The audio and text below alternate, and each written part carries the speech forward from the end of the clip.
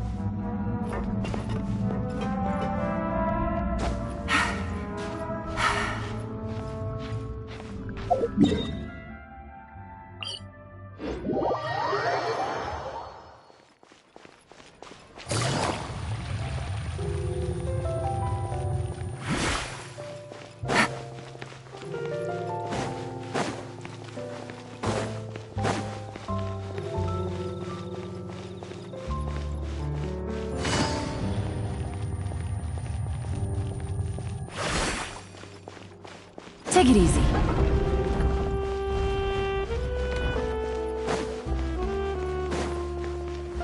The place we're going is called the Palais Marmonia. The office of the Chief Justice is on the 4th floor.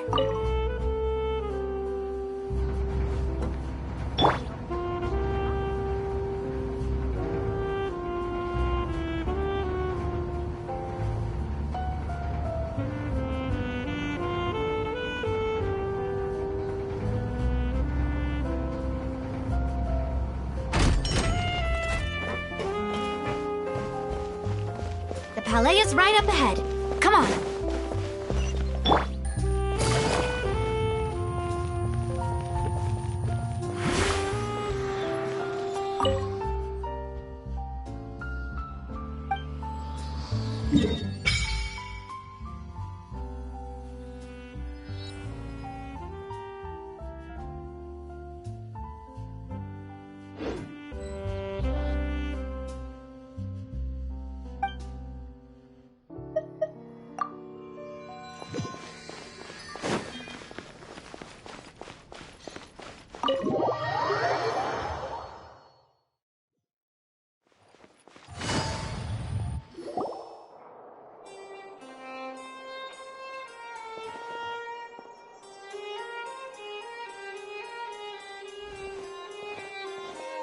Halt! Please state your business here. The Chief Justice is presently occupied with official matters.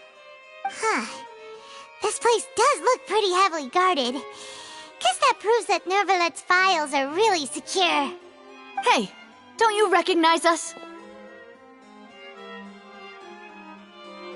Huh? Who are you? Just to be clear, I don't care who you are or who you might be related to. Our rules make no exceptions. See? They've got great discipline, too. Yep. Anyone can tell. If you're here just to crack jokes, I can point you towards the exit. Unlike some, we're busy, so please leave if you don't have a reason to be here. No.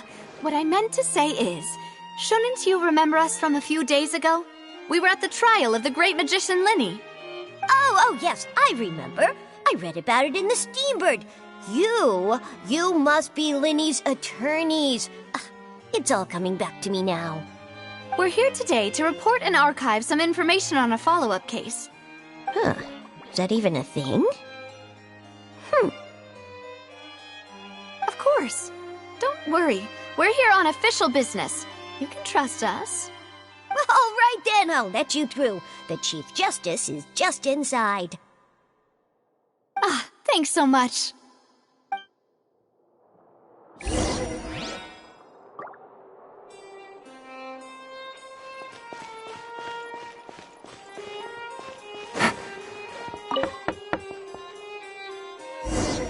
Please come in.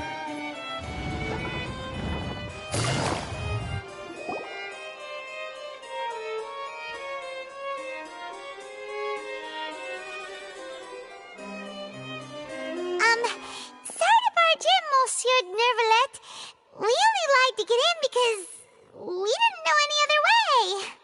It's all right. Please let me know how I may be of assistance to you.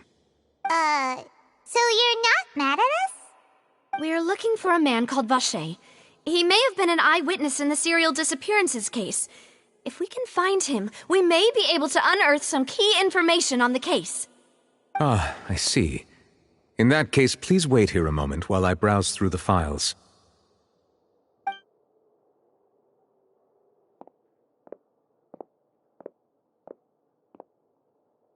Who knew that Neuvillette would be so easy to talk to?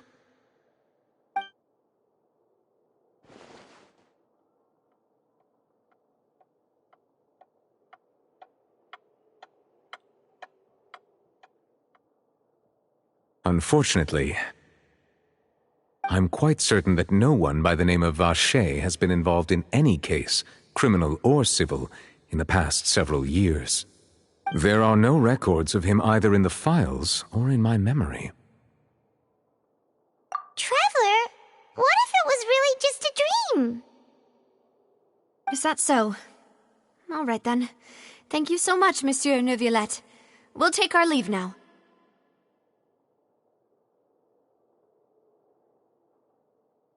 Ahem.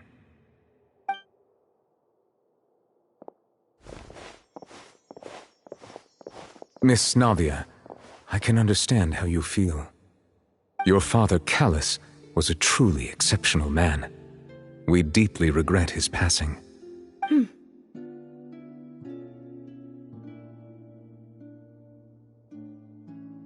And what are you trying to say, Monsieur Neuvillette?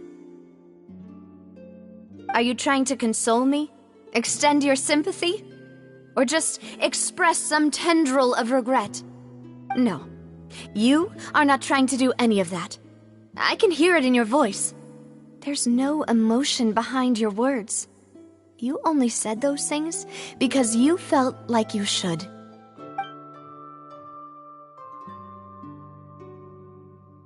It's just like last time. After my father took his place in the duelist ring, I pushed through the guards to talk to you as a last resort. You even told me then that you thought there was something fishy with the case, yet you still allowed the duel to go ahead. In your eyes, the value of a human life is nothing compared to those cold laws you hold so dear. If you truly regret my father's death, then why didn't you call a stop to the duel? Why didn't you give me the power to stop him from throwing his life away? Why did you just let him die, despised and hated by all? Everything was hanging on a thread at that moment. Just the tiniest effort could have changed everything. There are still so many things I never got to tell him. So many questions he still owes me answers to. If you really have no heart, then just look me in the eyes. I, Navia, will show you the true meaning of regret. I'm sorry, Miss Navia. You and my father are truly alike. You keep all kinds of things in your heart and never say a word to anyone. It's not so much that you can't feel, but that you would never express anything. Oh well. In any case, everyone already knows full well the apathy of the Chief Justice. My apologies for taking my emotions out on you, Monsieur Chief Justice. Let's go, Traveler and Paimon.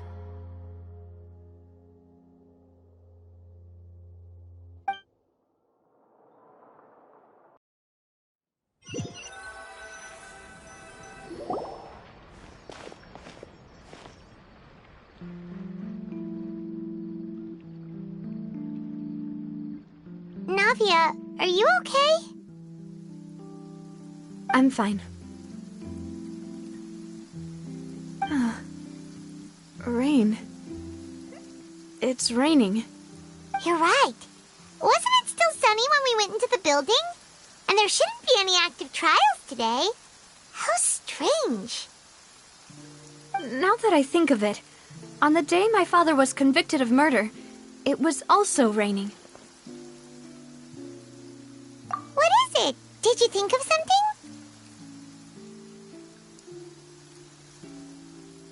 Yeah, he was outside. It was uncovered and the rain could fall there. Why? Do you think the rain could have affected the crime scene? That thought has occurred to us before. We've even expanded the search area to try to account for that, but didn't find anything of value. Oh? Wait. You don't mean... So you're saying that the true murderer could have been turned into water and then got washed away with the rain? Yeah, and if that's what had happened, then no one would have believed your dad, even if he explained what he saw to the authorities. I really think I found a true genius for a partner. You're completely right. How did I not connect the dots earlier? All right, let's go to Poisson. With this new lead in mind, we'll get to the bottom of my father's case for sure. Yeah, we're gonna make progress for sure this time. Do you want to go with me now? Or do you want to head over by yourself later? Great. Let's go then.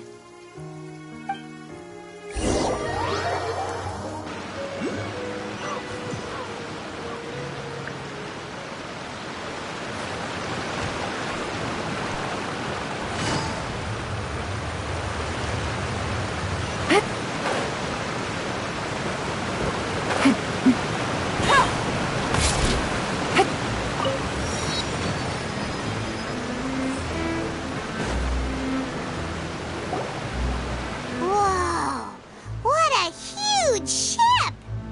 Why would a ship be anchored at a place like this? There's no need to be so surprised. While it may look like a ship, it's actually Spina di Rosula's headquarters. My father was the one who asked for it to be built like this. Perhaps our taste in exterior design is the only thing we occasionally had in common. A gigantic and glamorous ship embodies discovery, opportunity, ambition, and conquest. It symbolizes Spina di Rosula's bright and limitless future. And Paimon thought you were bluffing when you said Spina di Rosula had a glorious past. Paimon was confused why a group with such a history would live in the sewers. But now that Paimon has seen this ship for herself, she's been convinced. Well, Poisson is where Spina di Rosula began, after all. It's our main base, our home.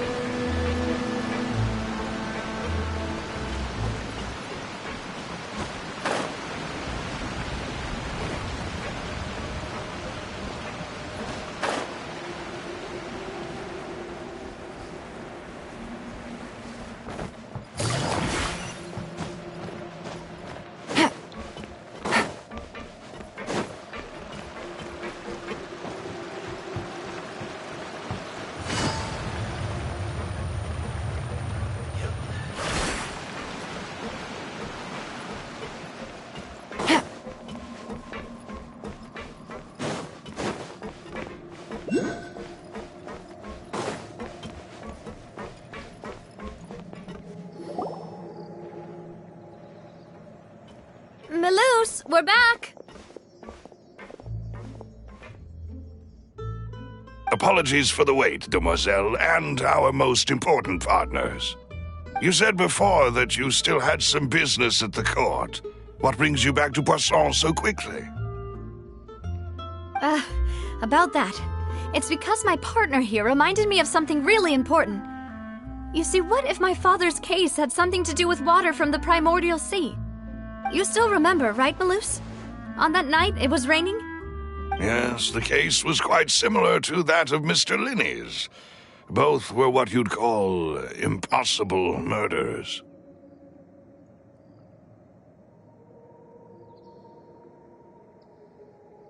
Could you tell us a bit more about what happened before? Yeah, of course. Many years ago, something called synth began to gain popularity in Poisson. At a glance, it was a kind of drink that could excite your mood and produce many pleasant hallucinations. Wait! Didn't that guard guy who turned into water also mention that the primordial water could be used to produce some kind of potion? Yes, he did.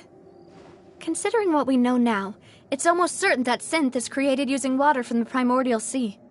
If you drink synth for an extended amount of time, you'll suffer many side effects, such as losing the ability to focus or control your emotions. And if you were to stop drinking it completely, you'll experience flashes of paranoia and anxiety while lacking energy to do anything. It's an extremely dangerous substance. As he oversaw Poisson, my father was compelled to put a stop to synth abuse and called for a complete ban of it. Boss's uncompromising attitude incurred the synth vendor's wrath, but no matter how much they threatened or bribed him, he refused to yield. Not only that, Boss became determined to find the mastermind behind the synth operation and put an end to the problem once and for all. Yes, but the enemy was very cunning. So he could never get anything out of the dealers, all of whom only sold the stuff and weren't privy to the rest of the operation. Recognizing that, my father decided to contact the dealers in secret and cultivate personal relationships with them. Finally, he was able to convince someone to become his informant. The man's name was Jacques. He felt greatly ashamed about his work after seeing many families destroyed by synth abuse. That night, my father hosted a banquet at his countryside estate. He planned to meet up and exchange information with Jacques over some food. But then, we heard 2 gunshots from the courtyard. We raced to the scene and found my father, still holding a gun, and Jacques, who was already dead on the ground. Huh? How did that happen? Aren't they on the same side? Sounds just like Lenny's case, doesn't it? In both cases, the culprit seemed obvious, but neither appeared to have any motive at all. Looking back on it, though, I now believe the most important clue was something we all overlooked at the time. There were pieces of clothing left at the scene. Precisely. It's all thanks to you that I made the connection now. Back then, we all just thought they were some costumes that Jacques used to disguise himself at the banquet. But, considering it now, it's almost certain that they belong to a third person at the scene. With one extra person, we'll also need to reconsider why the 2 shots were fired. You're right. We still don't know what happened. But my intuition tells me that we're on the right track to figuring it all out. I'm finally headed towards the truth. Jacques was an empathetic man who was infinitely remorseful for his past actions. It's unlikely that he turned on Boss with 0 warning. I think this third person is probably the key to the full truth. On that note, however, even though this will not please you, demoiselle, as your and your father's butler, I must still offer a word of warning. Our opponent is insidious and cruel. They are extremely difficult to deal with, and Boss has already lost his life trying to bring them to justice. Even though Spina de Rosula has lost most of its former glory, Poisson has welcomed a new time of peace, and we have been allowed to live out our lives. There is no need to follow your father's path. It would be both wise and in line with Boss's wishes to step back and give up on the case. If that's indeed what he wished for, then he should have told me that himself. Was I not the closest person to him? And yet, I was the one most kept in the dark. What was the point of him dying without sharing any of the secrets he knew? Did he manage to protect anything in the end? Synth is still here. Callus the Unfaithful is still his epithet. And Spina di Rosula is barely getting by. Nothing has changed. Did he think I'd just accept his meaningless death and live out my life just as meaninglessly? I've never accepted that. Ever. Not since that day, and certainly not now. I want to find out the real answer for everyone's sake. For the missing girls, for the victims, And for myself.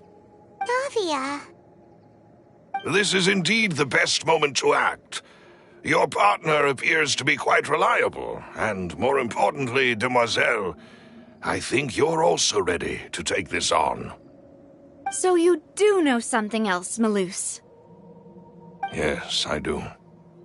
In fact, even before that banquet, Boss already knew of the connection between Synth and the serial disappearances case. But what drove all the tensions to the boiling point was the revelation that you, Demoiselle, had been selected as the next target to disappear. What? Boss also didn't tell you that he had been diagnosed with a rare illness. The doctors told him that he had no more than 5 years left to live, and the serial disappearances case caused him great anxiety. 5 years was nowhere near enough time to resolve this long-standing conflict, but once he passed away, all the danger would pass on to you. Knowing all of this, he decided to use one final intimidation tactic before his death. He claimed to have already gotten his hands on some key incriminating evidence for the other side, and even told some members of Spina di Rosula about the details. But as long as you remained safe, he would not share the evidence with the public. If something were to happen to you, then he and all those he told would immediately expose all they knew about Synth and the disappeared victims. Right, so nobody would be able to get off scot-free. As we've seen, Boss's tactic has worked. Even though Boss has been gone for a long time, the other side has not tried to take Demoiselle's life. No, I don't believe it. He never appeared to look sick to me. No father wants their daughter to see them weak and haggard, especially someone as proud as Boss. To him, dying in a duel and suffering lasting dishonor as the unfaithful was still far preferable than losing face in front of his daughter. So he chose to die in silence, so that he could protect me. I'm afraid you're not understanding this correctly, Demoiselle. What Boss wanted to hand to you was not a parasol, but a sword. If Boss's spirit could hear you telling me that you want to find the answer for the sake of everyone involved, I'm sure he'd be extremely proud. That fool. Couldn't he have just given it to me straight? No. He might have set up everything precisely because he never thought I'd be able to understand him. Is that the amount of confidence he had in me? And what if I was never able to make it to where I am now? Yeah. I suppose that's true. With the way he'd set things up, if I had wanted, I could have just lived out my life without a care in the world. But thankfully, he rarely talked to me about complex matters, and thus understood little of me as a person. In this case, he really didn't need to give me an easy way out. Malus, what was the key evidence that he shared with you? It's the location where Synth is produced. Essentially, it's the enemy's headquarters. When he was threatening the enemy, Boss didn't share the specifics of the incriminating evidence he found. But if you want to use it against the enemy, you'll still have to take several things into consideration. Why? If we know where the place is, can't we just go storming in? You mustn't forget that we're fighting against a mysterious and dangerous organization that's been in operation for decades. There's no telling what might be lying in wait at their headquarters. We also have no idea what kind of evidence we may be able to find inside, nor what people we may be able to capture. But a single visit to their headquarters would be tantamount to a formal declaration of war. The worst case would be that we leave empty-handed, but also open ourselves up to full retaliation. Then, in that case, why not work with the Fontaine authorities? Well, you saw one of them dissolve during Mr. Linney's case. we have no idea just how thoroughly they may have been infiltrated. That's true. Seems my father really had no choice. But things are different now. It should be a lot easier to prove the other side's guilt, now that we've connected Synth with the disappearances case. You sound like you've put a lot of thought into this, Maloose. I am the butler, after all. I live but to serve the boss and Demoiselle's will.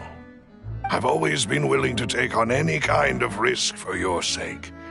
But considering my relative lack of ability, I've spent my time keeping secrets, performing basic investigations, and waiting for the right time to come.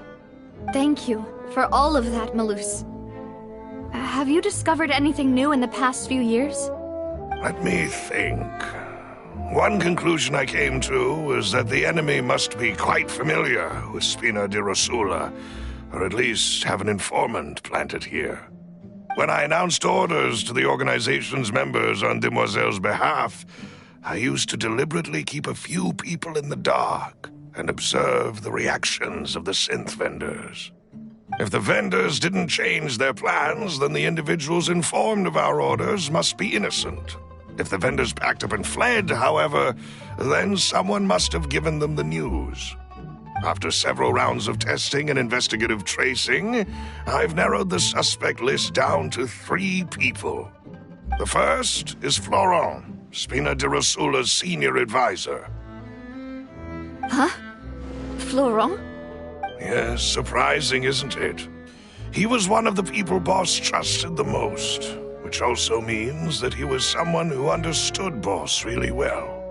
Thanks to his position within Boss's innermost circle, he always knew our upcoming plans and could thus avoid capture this whole time. There's someone else like him too. Marcel, the head of Confrérie of Cabrières. Uncle Marcel.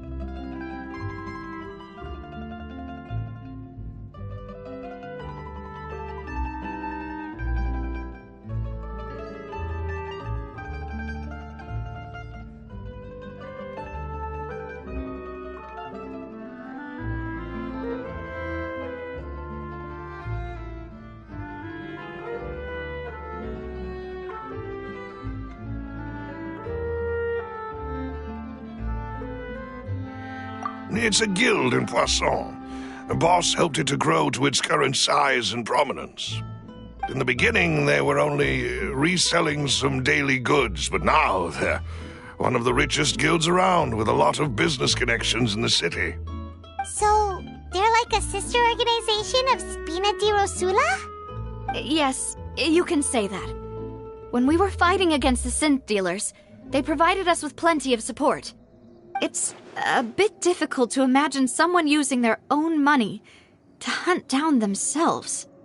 The final suspect is Thierry, the man responsible for coordinating information between Spina di Rosula and the guards. Although the guards mostly leave us to our own devices, there are still many activities we have to report to the local authorities. Since Thierry is always in the know about our current activities, he could theoretically always plan one step ahead. I see. These are all people who I communicate with quite regularly. To think that the enemy we've been fighting against has been right next to me all along, among those I trust the most. It's almost too hard to believe. If you want to investigate them, please take every precaution to not alert the quarry. Judging from our experience, the enemy is extremely cautious. Of course. And thank you, Malus. You've provided us with a lot of great information. You're too kind, my lady. I'm just doing my duty. And before I forget, proving Boss's innocence would also mean clearing him of blame in Jacques' death. After that incident, Jacques' wife and daughter were taken into the Spina's care. They still live in Poisson today. If it might help, you could also pay them a visit. I can make the necessary arrangements. Aw, thank you so much, Malus. You really are the best. A new case awaits, my dear partner. I hope we can work together to uncover the truth and end this case once and for all.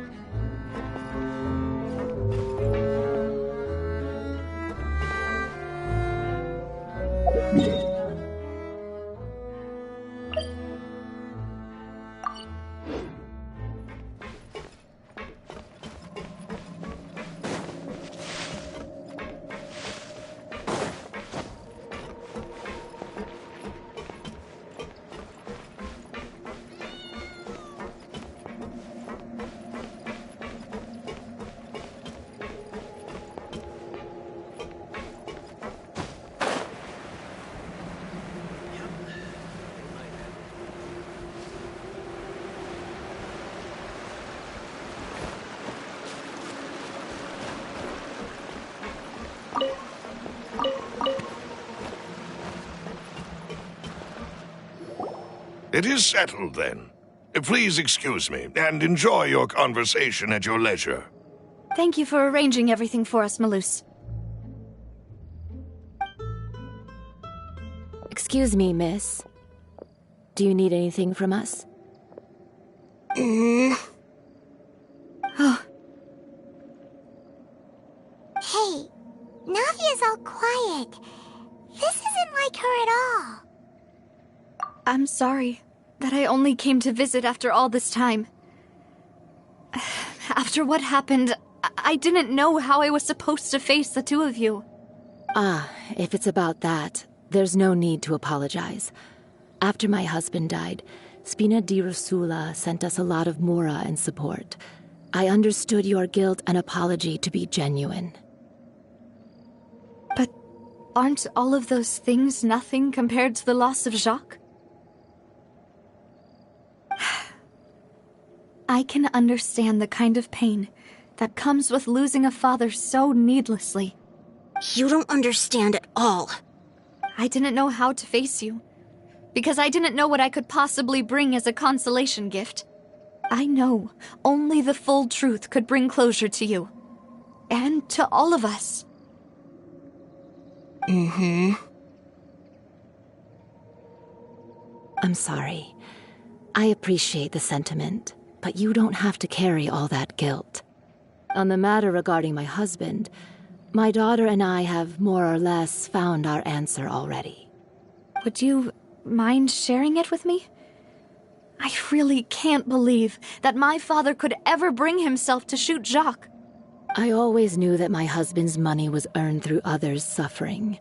He told me countless times that if he could turn back the clock, he would never go into the synth business again. He had many regrets, and felt that he took the idea of providing for his family too literally. For the longest time, he thought Mora was everything. So when Mr. Callis came to him with a proposal, he accepted it almost immediately. He tried to be as careful as he could, but even so, he was still found out by the higher-ups. They found out about his betrayal? Papa didn't say that exactly, but Papa did tell me that I should never be ungrateful. Before he left that day, he told me that he had no choice. It was only later that I realized it was his final farewell to the two of us.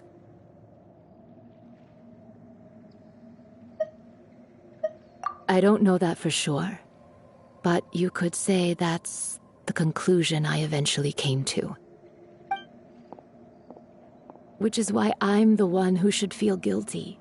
Callis had always taken great care of us, both when he was still alive and after he passed away. Even if he fired the shot that killed my husband, it was likely in self-defense. It is impossible for me to hate him for what he had done. But Mama, why is Papa still the bad guy if he did the right thing? Papa always wanted to be a good man, so why did he have to do a bad thing in the end? Well, things aren't always as they seem. You still feel like your Papa was a good man, right? Yeah, Papa was a really good man. The best in the whole world. Then you should hold on to that. If a good man had to do a bad thing, then he must have had his reasons. Regardless of whether he left you a parasol or a sword. He must have done so to give you a better life. Oh. Thank you for everything you've told me. I will definitely find the truth. The current state of things is not something I'm willing to just sit back and accept. Thank you. I'm very grateful to hear this from you. Even though your personality is quite different from your father's, your determination when you speak is really similar. You really think so? That's the first time anyone said that to me.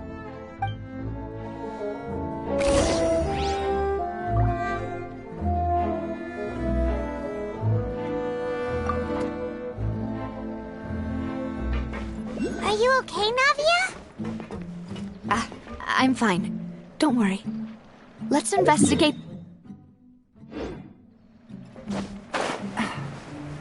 Florence should be nearby, and we should be able to find Thierry and Uncle Marcel in the city.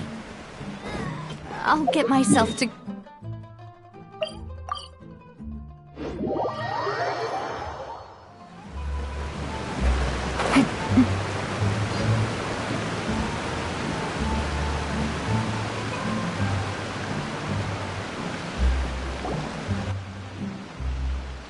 Greetings, boss. How may I be of assistance today?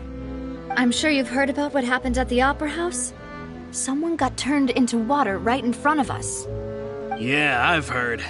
With something that dramatic, I'm sure journalists will milk it for all it's worth. And it'll be all the talk for the next several weeks.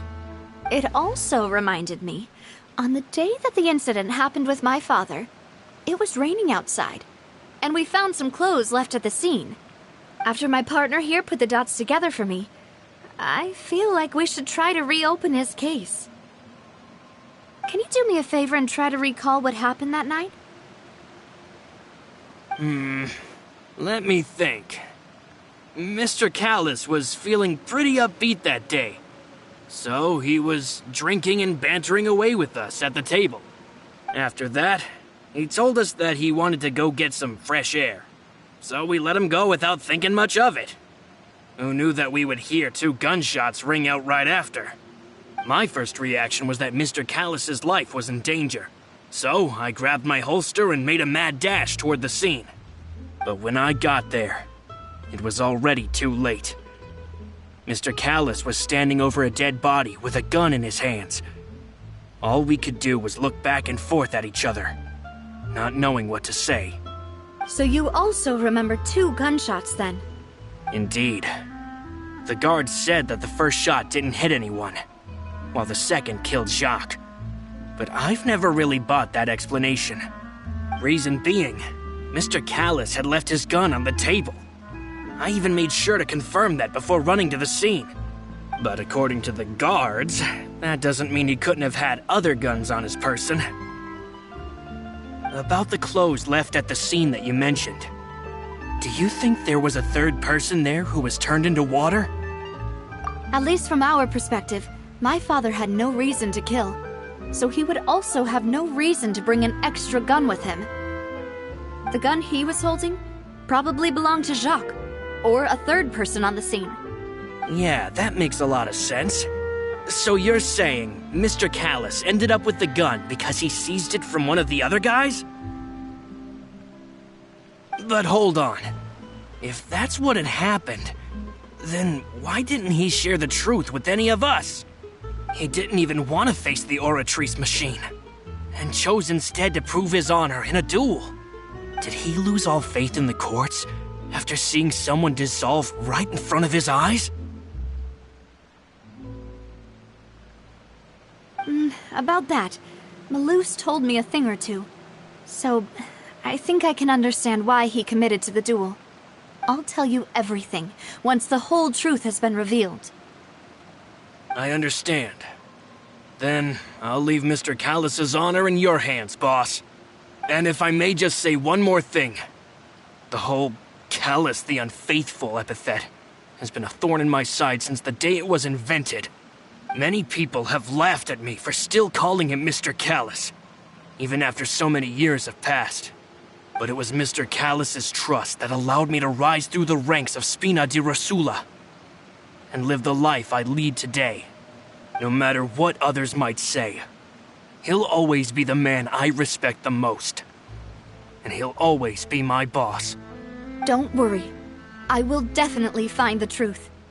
You and all our other comrades at the Spina deserve to know the truth as well.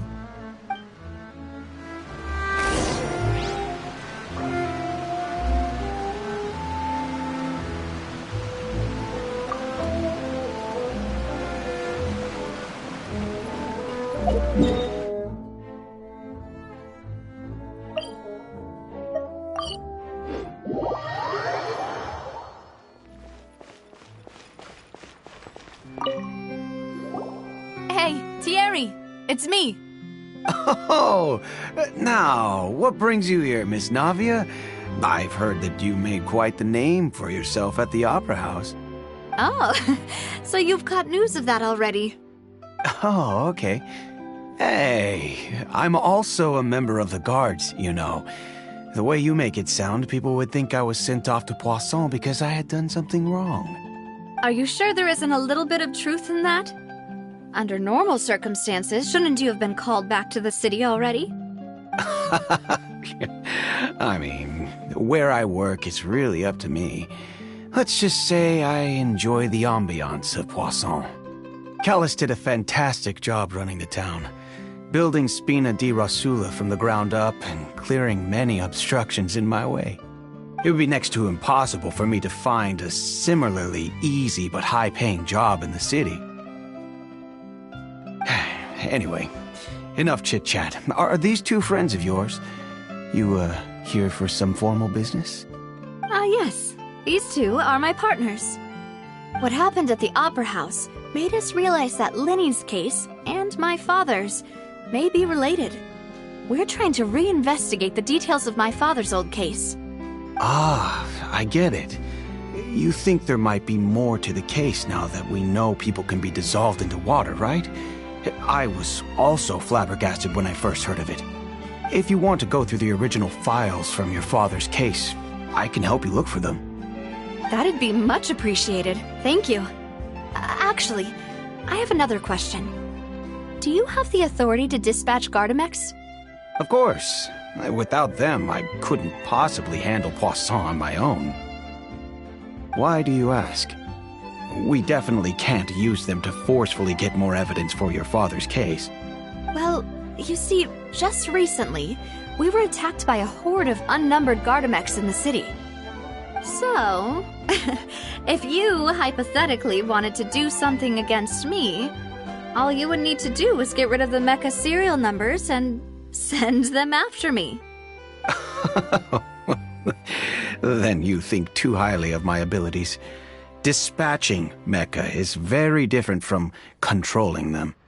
If I had to make an analogy, when you order a dish, the chef will make it for you. You can ask the chef to cook, but not to massage your shoulders or carry your baggage. If you try to make unreasonable demands, the chef would just think you're out of your mind and ignore you completely. The same goes for me and my Gardamex. Removing a serial number is also not as easy as you might think. There are a lot of complex steps to it, and it's almost impossible to keep it a secret. So I can promise you, those mecha were definitely private units. They're certainly not cheap. So, whoever their owner is must be super rich, powerful, or both. Now that you mention it, though, being in the synth business would definitely be profitable enough to afford this.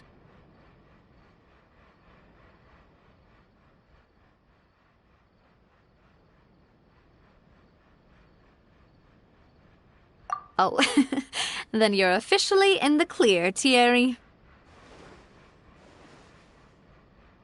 Oh, well, thank you for the vote of confidence, Navia. Jokes aside, I'd like to wish you all the best with your investigation. I'll be staying in the city for a little while, so just come find me if you need any support from the guards.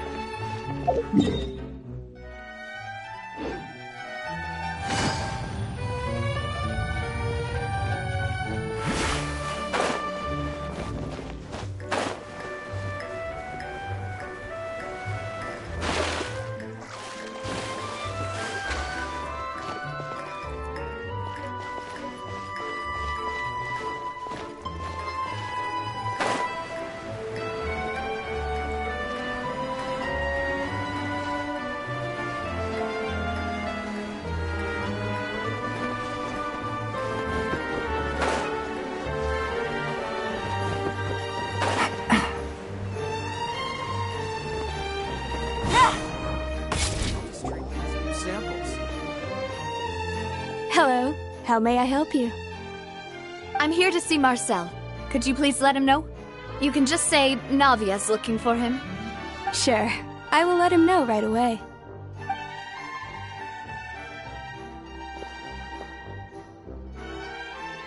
Navia, hello. Sorry to keep you waiting. I'm not as young as I used to be, so my legs are giving out a bit. Oh, it's all right, Uncle Marcel. There's no need to stress. I just wanted to talk to you briefly about what happened in the Opera House. I'm sure you saw everything too, right? Yes, I've never seen anything so strange. Oh, you were at the Opera House too? That's right. I went there with Navia to see the magic show.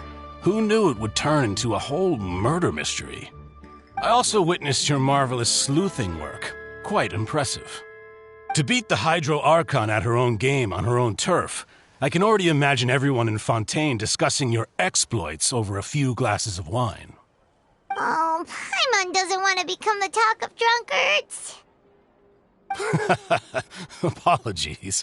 It's just how Fontaine is as a nation. Everyone loves drama and theatrics. Uncle Marcel, you've also noticed that other thing, right? The fact that humans can dissolve in water? Yes. I was reminded of your father's case right away. Is that what you're investigating now? Exactly. I still don't have much solid proof, but I can sense that the other side has already begun to act. Oh, and what makes you say that? We were attacked on Araneus by some unnumbered Gardamex. And there was also an attempt to get me to drink water from the primordial sea. If not for the vigilance of my partner, I probably wouldn't even be here talking to you right now. Oh, you're giving us too much credit. Wasn't it you who protected us? Alas, it seems things are heating up again. The peace that Callus sought so dearly will soon become a thing of the past. But rest assured, Navia, Poisson will always remain a safe haven for you. If you're scared, you can always return there. If anyone dares to lay their hands on you there, the Confrérie of Cabriere will use its funds to the last Mora to bring them to justice.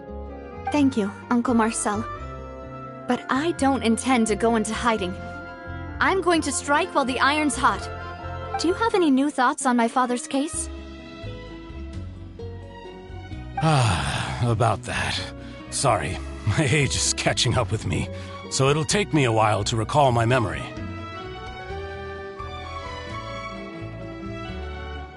The Confrérie was responsible for that banquet, so I was out and about the whole time making sure things were running smoothly. I didn't even have the time to drink with the guests. Then I heard the sound of a gunshot, and the rest was history. Oh, it's okay. No need to push yourself. We'll ask around some more, see if there are any valuable clues elsewhere. Sounds good. Just let me know if you ever need Mora. All my wealth comes from Callus's patronage and support. I'll spend however much it takes to clear his name.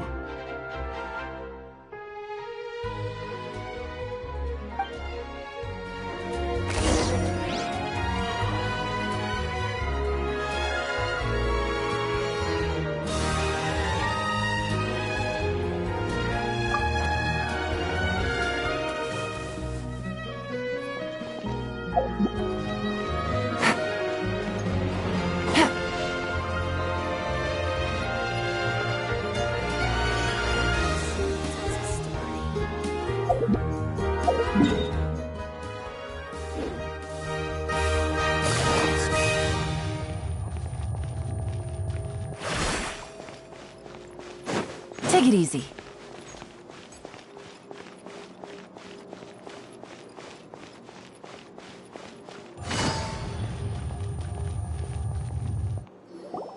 We've talked to all three suspects, purely based on their conversations with me. None of them sounded particularly suspicious. I suppose that's to be expected, though. If a single conversation's all that's needed to find them out, then my father wouldn't have needed to investigate the case for so many years. Anyway, even though we didn't make a breakthrough, let's still compile what we were able to find. But where should we start? Ah, you're right! Florent mentioned that Callus probably only ended up with the gun because of circumstance. That makes sense. According to Jacques' family members, he already told them that he had been discovered, and that he had no choice before he left home that day. If I had to guess, he probably received an order from the synth boss to kill my father. Had he refused, he and his family's lives would have been forfeit. So, Jacques fired the first shot?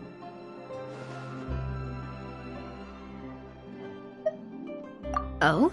And why is that?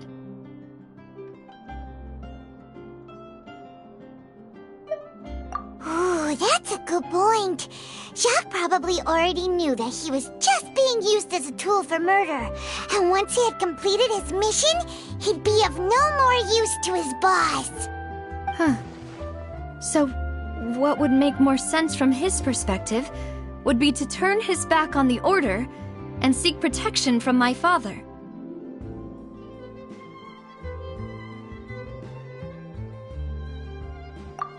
Makes sense. But without evidence, that's still just a theory. Besides Jacques, the attack from the Gardamex has been bothering me quite a bit as well. It's obvious that our enemy has become more antsy after the secret of the primordial seawater was revealed. Do you think he knew, even then, that we'd follow this lead to the end? Given everything that's happened since, it's quite possible. But who among the three suspects would have the ability to control privately owned Gardamex?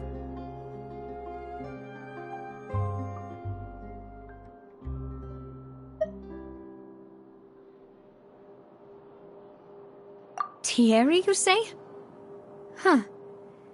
It is possible that he's figured out a way to convert the Gardamex for personal use. But I didn't feel like he was lying when he was talking to us about the mecha. I also don't think he'd be able to keep that kind of tampering under wraps.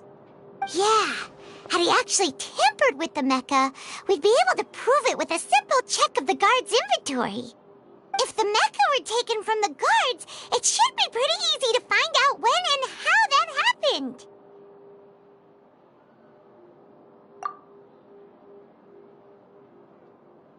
Florent? It is true that he was closest to my father, and thus had the best chance of learning about his dealings with Jacques. But as Spina di Rosula's advisor, his work mostly deals with personnel and security, so he shouldn't have much means when it comes to finances. So you're saying he's too broke to afford a mecha army? Exactly. He can't. And even if he could, I don't think he would be able to dispatch a whole group so quickly. Uncle Marcel? My father did really trust him. And they worked together on a large number of projects. Maybe that's how he got to know Jacques. And with funds from the Confrérie, he could also afford a large number of Gardamex. It's still really hard for me to imagine, though. After all, Uncle Marcel has been around since I was just a child. Also, wouldn't this mean he has been spending a whole lot of mora and energy to fight his own synth business? Who could it be?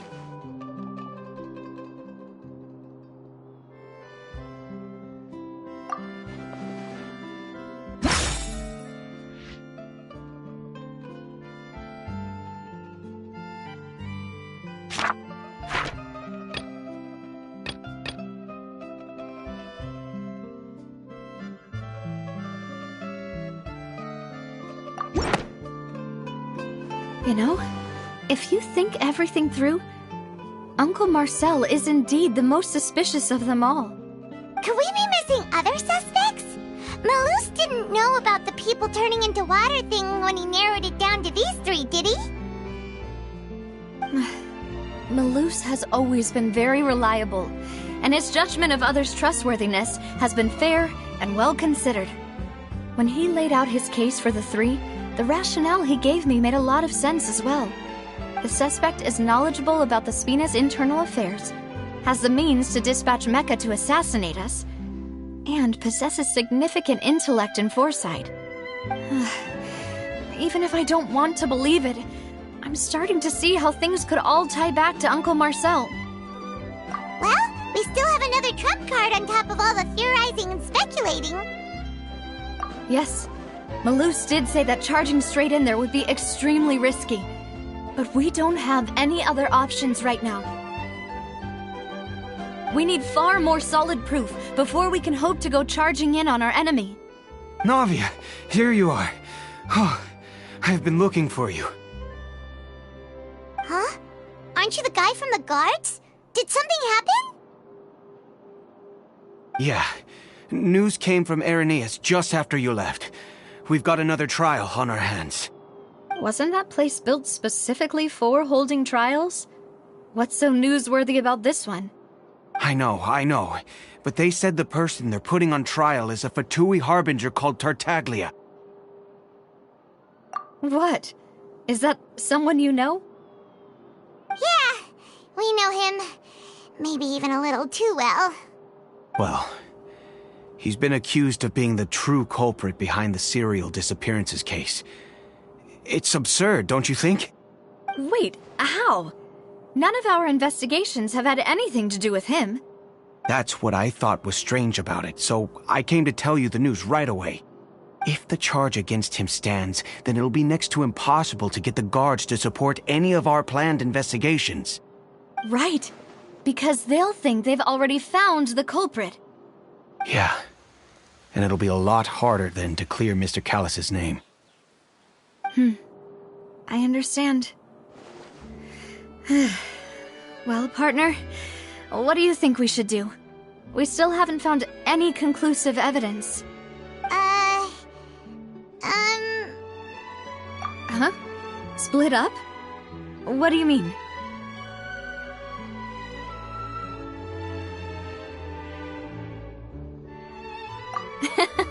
Just as expected of my partner. Since this is a trial about the serial disappearances case, the culprit's attention will be focused on Irenaeus, leaving his home base wide open. You're right. This is our best opportunity. All right then, let's do this. I'll stall them at the Opera House and charge Marcel as the true culprit. I won't have any chance of making that charge stick, though, unless we find more evidence.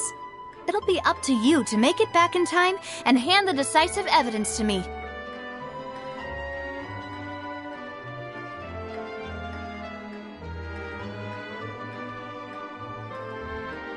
We'll help you, just like you helped us in Lenny's trial. Demoiselle, please allow us to accompany you. I'm ready. Ah, Malou, Silver, when did you two get here? We heard that you'll be leaving Poisson and figured that you might require our assistance. It's our hope that your confidence will be bolstered with the two of us by your side. Thank you so much. Then, let's make haste for Irenaeus. Paimon, Traveler, I'll see you at the Opera House. See you then!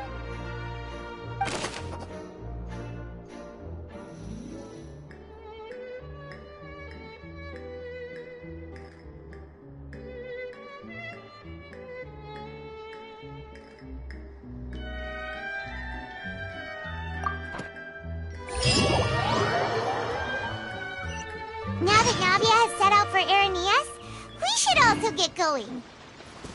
The location has already been marked on the map, so let's head over. Huh. According to Malusa's info, the synth production base is underwater. Let's go and try to find the entrance.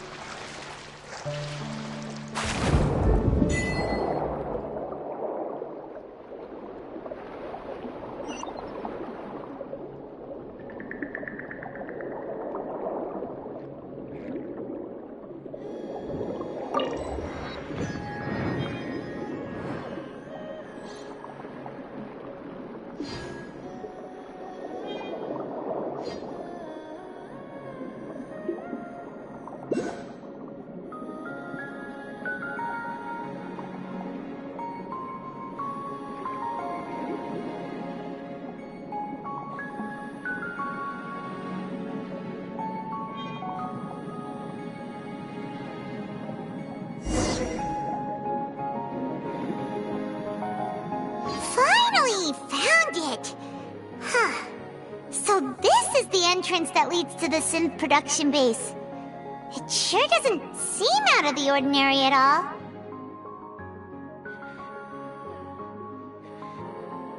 Ah, you're right. An important place like this is bound to have a ton of protective measures and mechanisms. Navia's probably arguing up a storm right now to stall for us.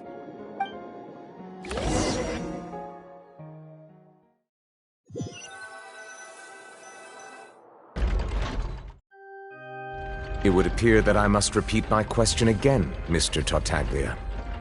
Do you accept the charge that you are the true culprit behind the serial disappearances case? To be perfectly honest, I don't understand your country's complicated court system, or the reason why I'm being charged with something I've never even heard of.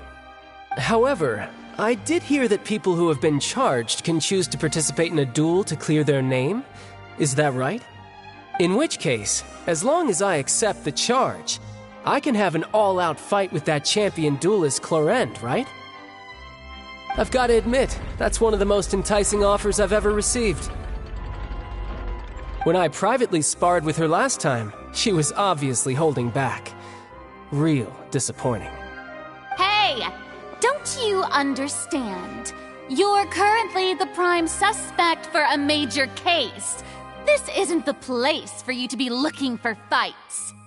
Oh? Sounds like the Hydro Archon wants to lecture me on the ways of the Opera House.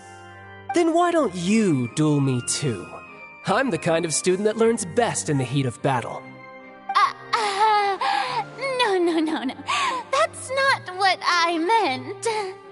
Alas, it would appear that communication with the defendant is going poorly. and we have made very little progress. In that case, let me explain everything from the very beginning again. The goal of this trial is to determine the culprit behind the serial disappearances case. That case had nothing to do with him! You've got the wrong man! Huh? What's going on? Why is she interjecting again? I told you it couldn't be one of the Fatui harbingers. Miss Navia, this is the second time you've interrupted the court proceedings. I only tolerated your behavior last time because you were able to provide the court with a key eyewitness. But that was an exception rather than standard court protocol. I can very well charge you with contempt of court for your interjections. Oh, please. Did you ever think I had any respect for this place's pointless theatrics? We can put that discussion aside for now. I'm not here to argue with you. I'm here to charge the true culprit behind the serial disappearances case. And if my charges prove true, then Tartaglia here will be proven innocent by default, correct? Oh, a young lady has charged in and offered to clear my name. How fascinating.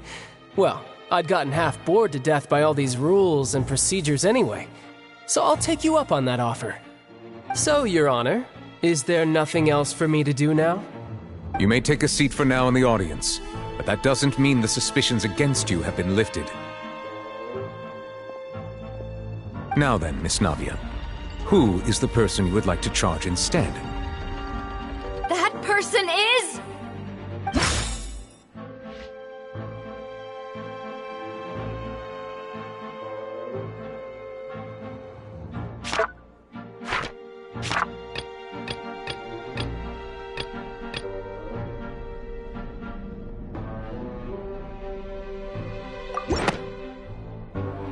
Marcel, the head of Confrérie of Cabrières! Huh? What confrérie? Never heard of them in my life. I've heard of them, but weren't they Spina di Rosula's sister organization? Oh, is this going to be a friends to enemies type situation? Please let me remind you, Miss Navia, that charging someone is an incredibly serious matter. Committing to the charge also means taking on the legal responsibilities associated with it. And if the charge fails, depending on the circumstances, you may also be charged with the crime of making a false accusation. Knowing this, do you still wish to charge this man? Yes, I do. In that case, I declare the charge to be valid. Miss Navia and attorneys, please take your places on the court. Members of the guards, please contact Mr. Marcel right away so that he may stand trial.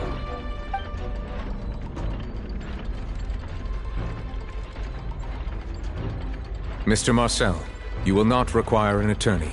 Is that correct? Apologies. It all just happened so quickly. I still haven't figured out what's going on. I think an attorney won't be necessary. This is probably just a misunderstanding between me and Navia. Very well. In that case, since both sides have now arrived, Miss Navia, please present your charges. I would like to take everyone back to 3 years ago, to the case of Callus the Unfaithful. Only through elucidating what really happened in that case can we connect all the dots for the serial disappearances case. Navia, do you really think that I was the one who killed your father? Come on, why would I do that? Callus was my benefactor, and remember, both you and I only ran to the scene when we heard the sound of a gun.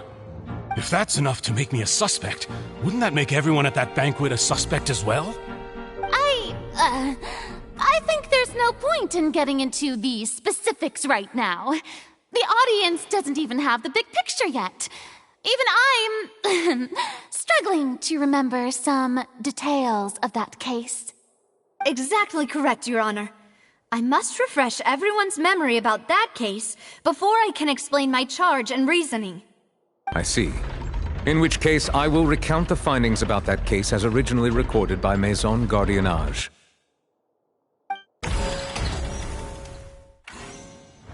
On the day of the murder, Spina di Rosula hosted a large banquet in a countryside estate owned by the Confrérie of Cabrières.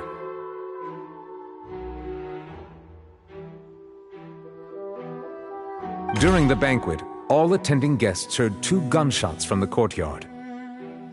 When the guests arrived at the scene, They found the primary suspect, Callus, holding a gun, while his acquaintance, Jacques, lay dead from a gunshot wound.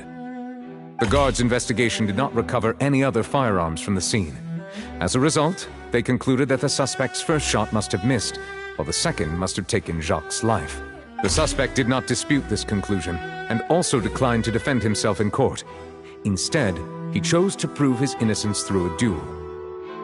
Callus was defeated by champion duelist Clarand in the ensuing duel, and soon succumbed to the injuries.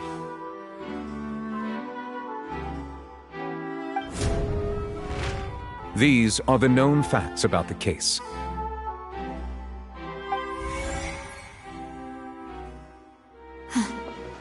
The one with the motive to kill was Jacques, not my father. And even so, Jacques still had no reason to pull the trigger. In truth, the third person shot Jacques first, and was shot in turn by my father when my father seized the gun from him. After that, the true culprit turned the third person into water, erasing all traces of him from the scene. Thank you for the summary, Your Honor. Of course, the guard's conclusion appeared quite sensible to us at the time. However, we should revisit the case now that we've gained new information about the abilities of water from the primordial sea.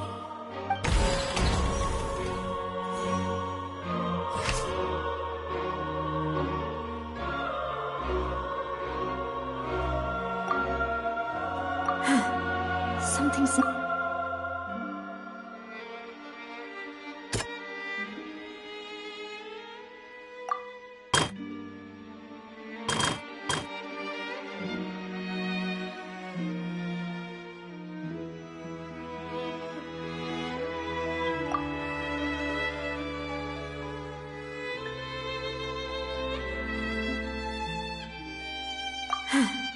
Something's not...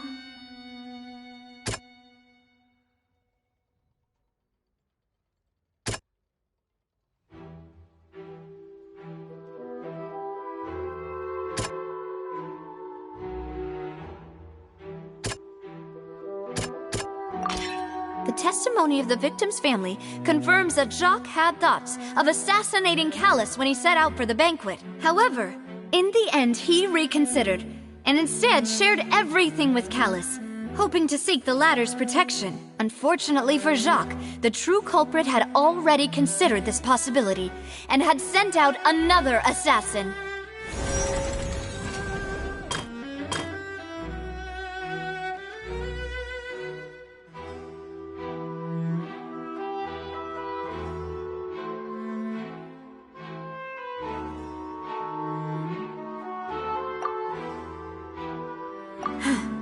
Something's not...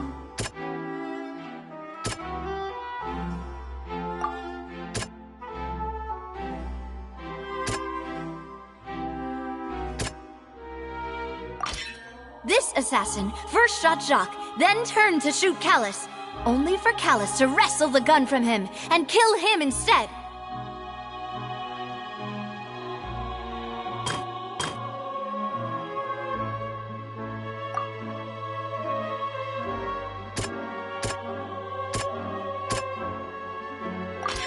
A pile of clothing was found at the scene.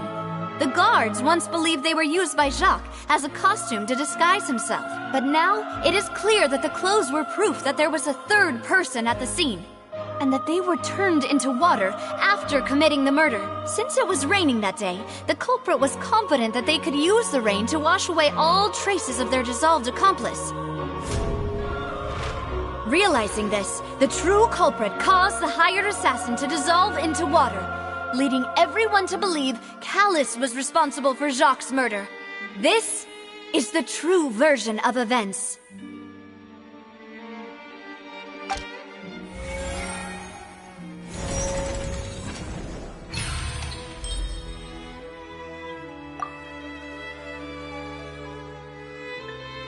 So that's what happened.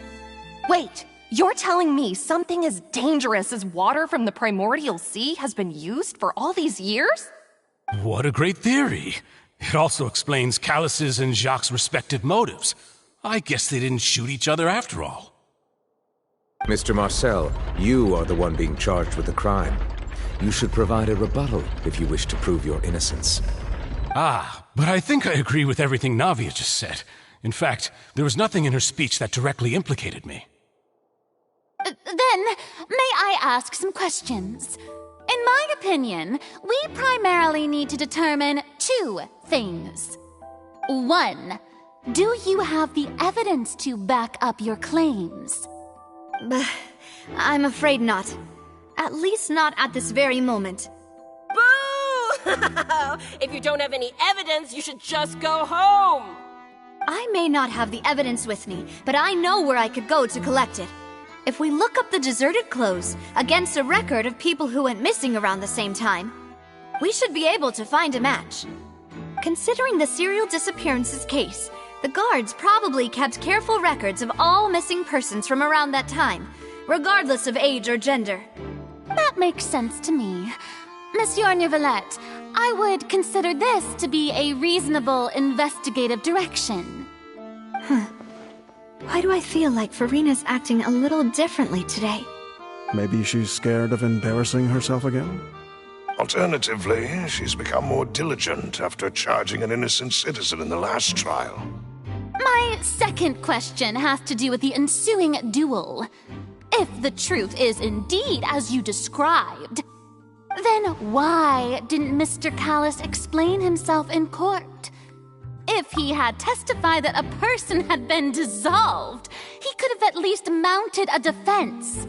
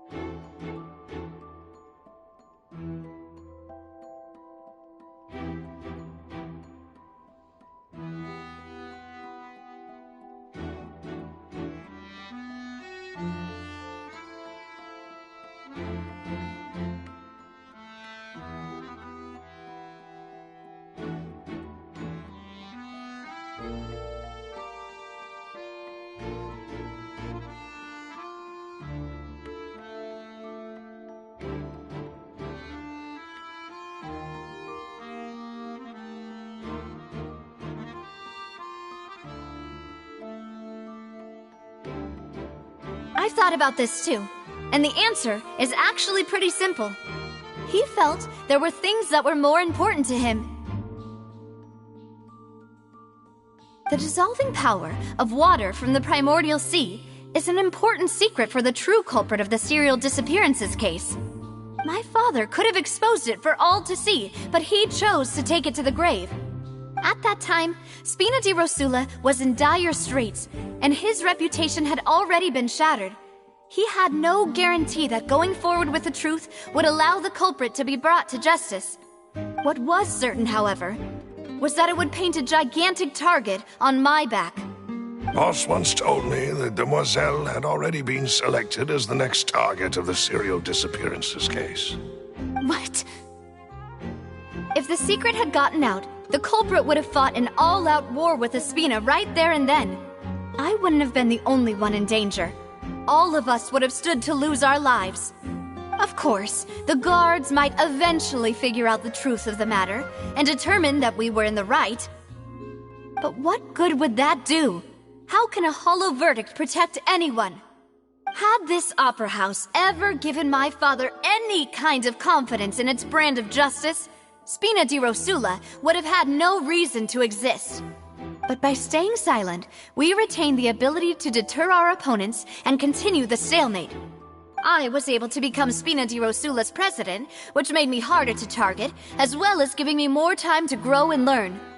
And once I have figured out the truth and stepped up to the challenge, I will do what this opera house cannot, and restore my father's truth and honor back to him.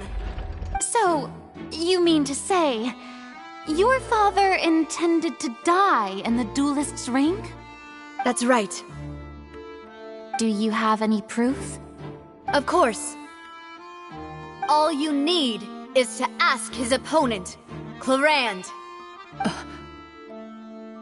I don't need your apology, your guilt, or your support from the shadows. You don't have to do anything for my sake.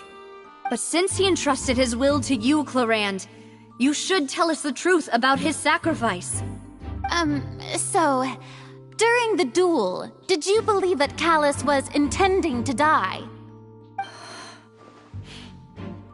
Yes, I did. As a champion duelist, I've fought many battles and taken a countless number of dishonored lives. In my line of work, I've seen all kinds of people give their all for the faintest hope to continue living. Some were determined, others passionate, and some even manic and twisted. Just one look and I can tell if a duelist is hoping to live or if they're looking to die. I hereby swear on my name and honor as a champion duelist that Mr. Callus never intended to leave the ring alive. Since that's your testimony, I have no more questions. It appears there really are good grounds to reopen this case. I concur. However, Miss Navia, you still have not explained the link between your father's case and the serial disappearances case. Right? What she said was fascinating, but kind of beside the point. Wait, weren't they just talking about the serial disappearances case? Of course, Your Honor. The two cases are connected via a matter of timing. In my father's case, the culprit intended to kill both Jacques and Callus. As a result, they planned to act after hearing 2 gunshots. And at the end of Linny's trial, the culprit also only dissolved the victim in front of everyone because they realized they were at risk of being identified. The culprit could only time their actions so precisely if they were already at the scene. Coincidentally, Marcel attended both the banquet and the trial. So that's why you suspected me. Even after hearing your reasoning, I still can't help but find it a little preposterous. I'm used to it, though. You've always been an impulsive and sentimental child, Navia. It's one of your most endearing traits. No need to appeal to pathos. I won't try to refute your points one by one, but even if everything you just said was true, can you prove that I was the only person present at both events? On top of that, does a person have to be physically present to control the timing? Can't someone remotely monitor the place?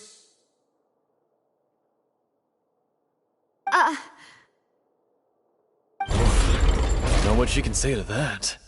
I know that even with that, you might still think you can reduce the list of suspects with some further investigations until I'm the only one left on the list. Alas, who won't feel at least a little hurt by an accusation of murder from a girl you see as your own daughter? But if I were to dismiss this completely, you'd also think I'm not being considerate of your feelings. Ah well, let Uncle Marcel teach you another lesson. Do you know what the biggest flaw in your reasoning is? I suppose you're gonna tell me anyways. It's timing again. I'm a businessman by trade. From that standpoint, there's no reason for me to kidnap young women.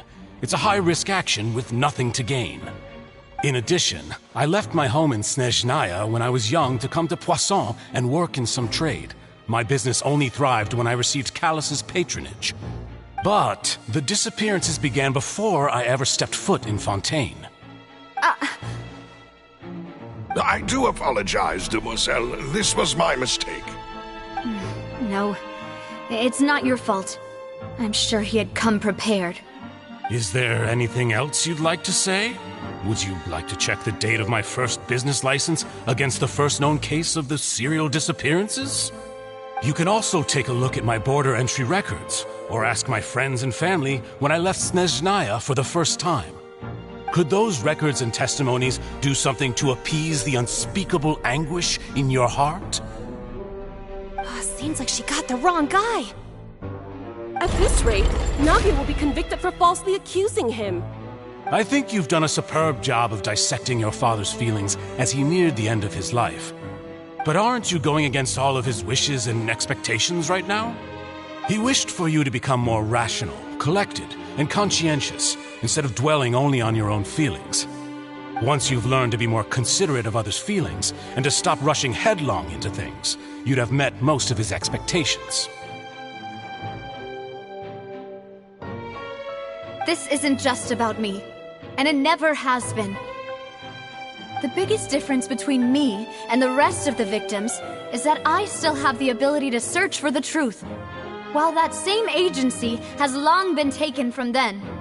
The people whose families were destroyed by synth abuse, the people who lost their loved ones to the serial disappearances, and the people who suffered tragic ends due to their sense of justice. Many people's images are flashing before my eyes. I'm sure some are coming to those of you in the audience as well. And whose image do you see, Marcel? Is it a man named Vacher? Oh, so you do know that name. I'm merely surprised you'd suddenly say the name of someone I've never even heard of. I was waiting for you to say that.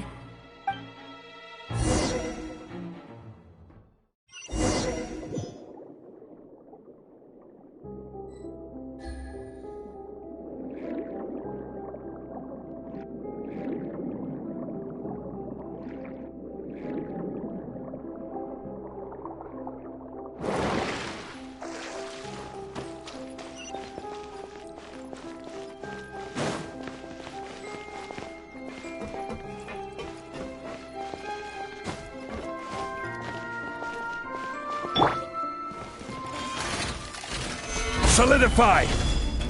I will have order! Illusion shattered! Ha!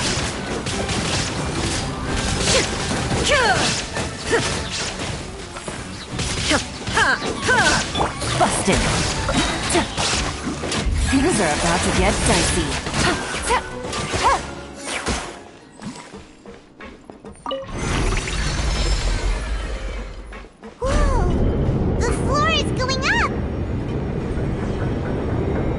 Because of this mechanism in the middle? That guy really prepared a lot of stuff for this place.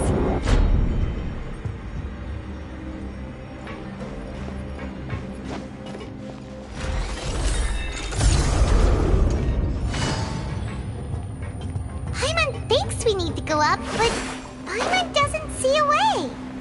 Let's take a look around. Maybe we'll find a hidden mechanism that'll show us the way up.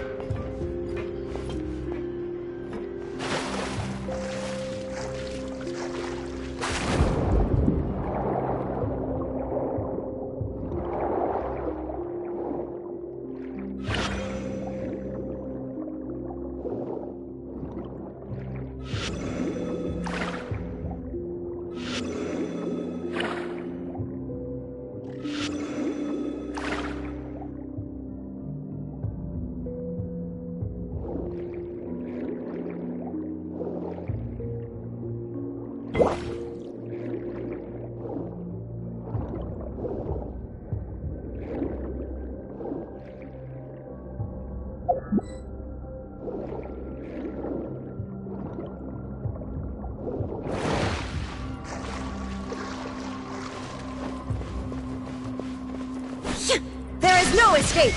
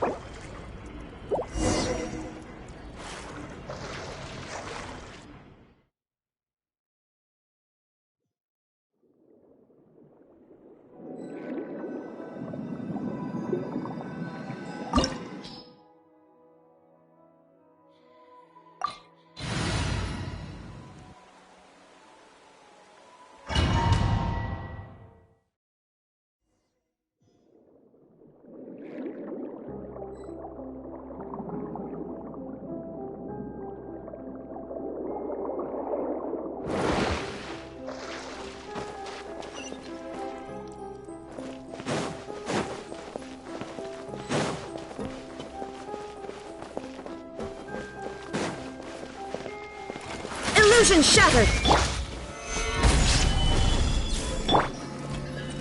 Torn to oblivion!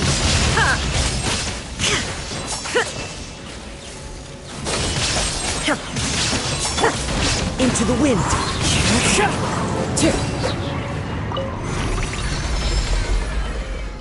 Whoa! The floor is going up!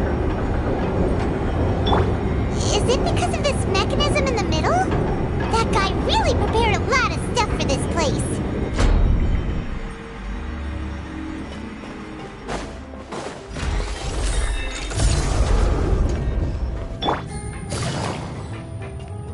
Paimon thinks we need to go up, but Paimon doesn't see a way.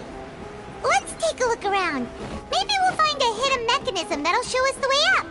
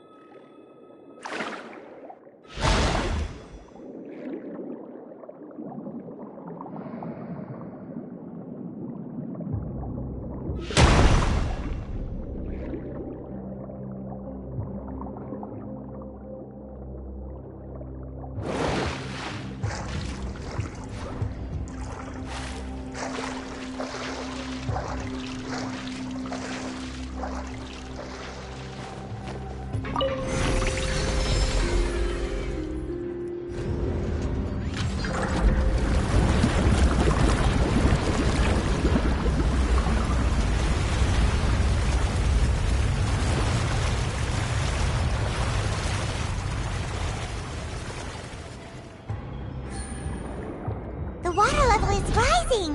Now we can swim to the top! But this is still a ways away from where we need to go.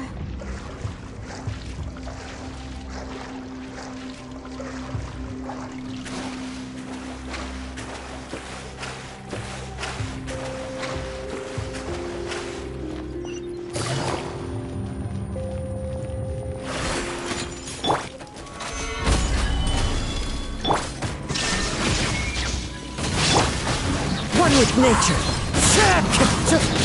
Fallen leaves, adorn my night! Into the wind. This is order. Stabilize. Inazuma shines eternal!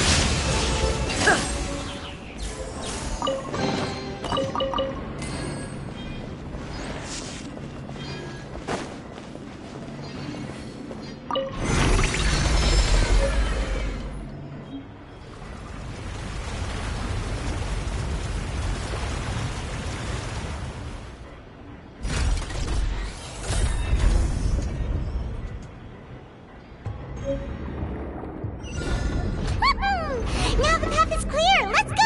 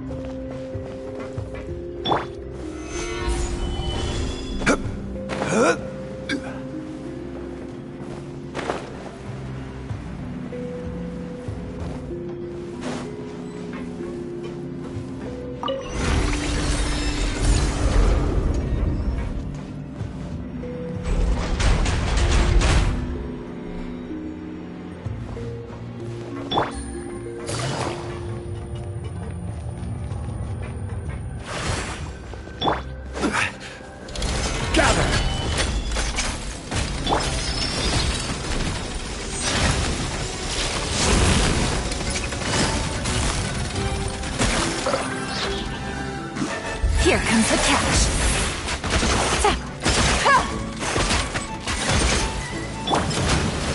Solidify. There is no escape!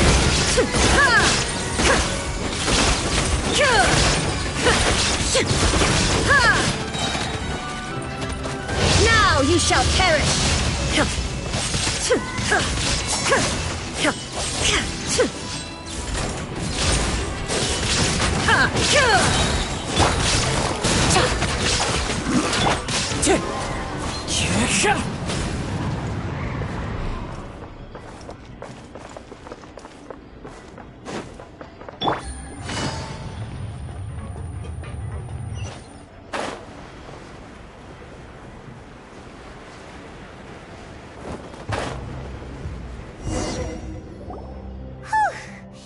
After all that, we finally made it to the innermost sanctum.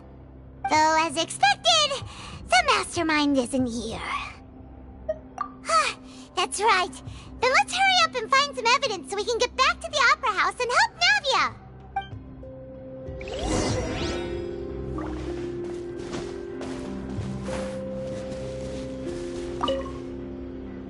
What's all this? It's a bunch of really cute things. Pink accessories, a hair tie, a necklace, even a makeup box. Oh, Paimon sees it too, but why are all these cute things labeled with different girls' names? Huh? You mean the girls from the serial disappearances? They were brought here, and then they were turned into water. And all the boxes of things, these names, that means... Oh, this is terrible!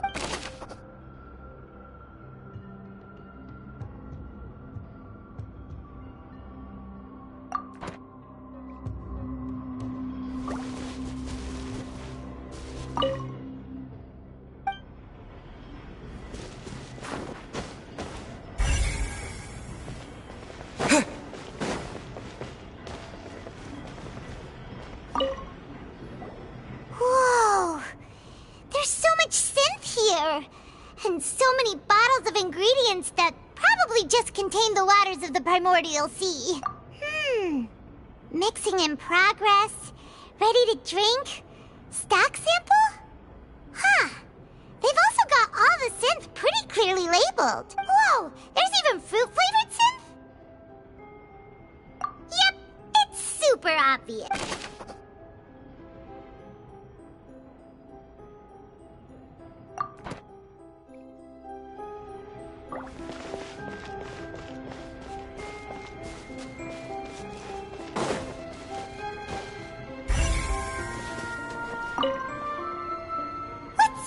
in here. Nothing escapes Detective Paimon's eyes.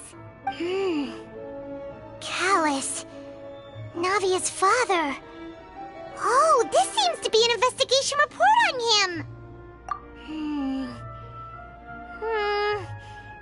Yep, it's about finding someone to assassinate Jacques and Callus because of a lack of confidence that Jacques himself would go through with it. This should prove the existence of the third person, right? We still have not determined the exact content of the key information Callus has passed on to certain members of his organization. The old dog's a real menace to deal with. Even if he abides by the promise he's made to us, he will still have the upper hand. He can act whenever he wants to make our lives miserable. The only option left is to remove him from the picture entirely. I concur. Let's send someone to kill him. He won't declare war as long as we don't touch Navia. Oh, seems like we've got a bunch of correspondence between the higher-ups. They're all just so evil.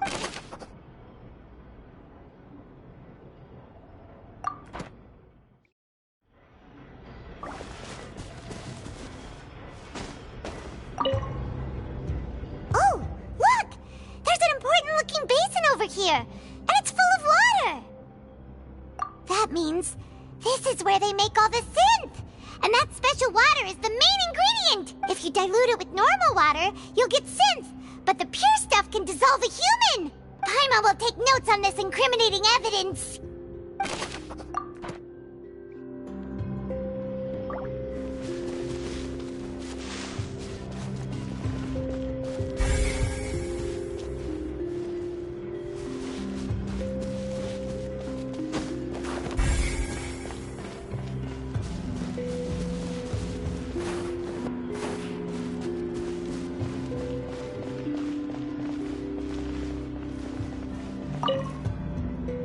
What's this over here? Looks like some kind of place for research. Experiment number 16 aims to verify Jacob Ingold's research conclusions on the primordial sea and use his theory as a foundation to achieve a breakthrough. The experiment was a failure. No individual managed to resurface from the water from the primordial sea. Female specimens 22, 23, and 24 were dissolved. Sorry, Traveler. Paimon will try her best. It's just that Paimon's never read something so scary before. How can someone write something that terrible in such a matter-of-fact tone? You read the rest. Paimon's too scared to keep going.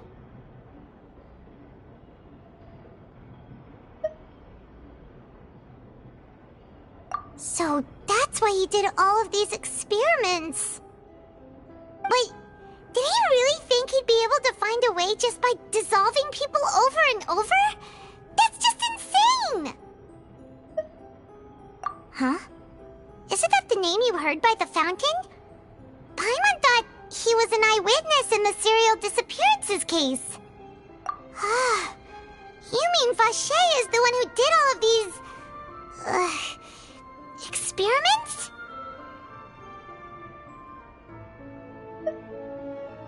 So that's it! Vacher was no victim, but personally took his lover and... No, that's not it either! If that's the case, why would he want people to resurface from the water? In any case, Paimon will write it all down.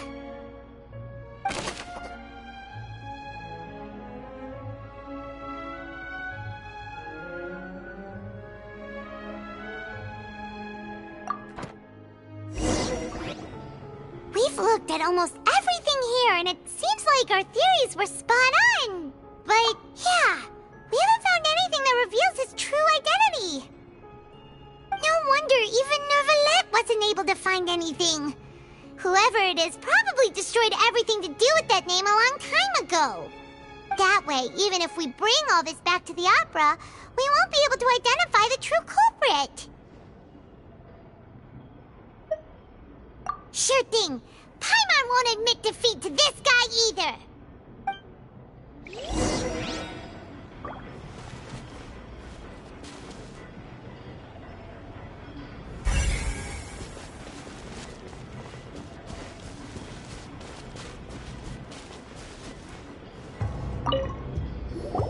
You take that side and Paimon will take this side. Check everything carefully. We'll find something for sure.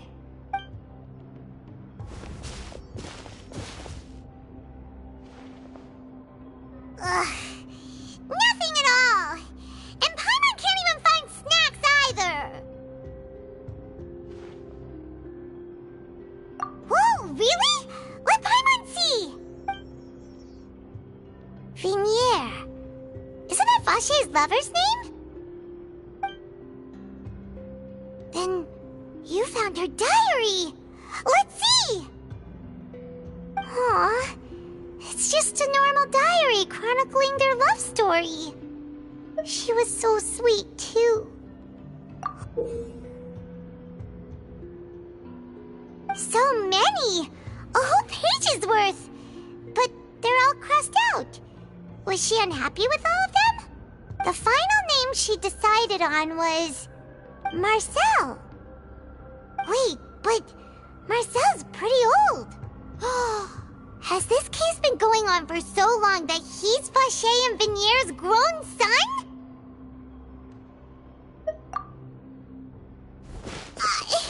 Hey! Paimon still hasn't figured it out yet.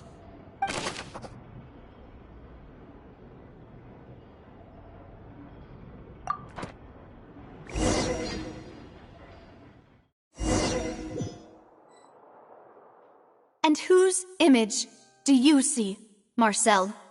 Is it a man named Vache? Oh, so you do know that name.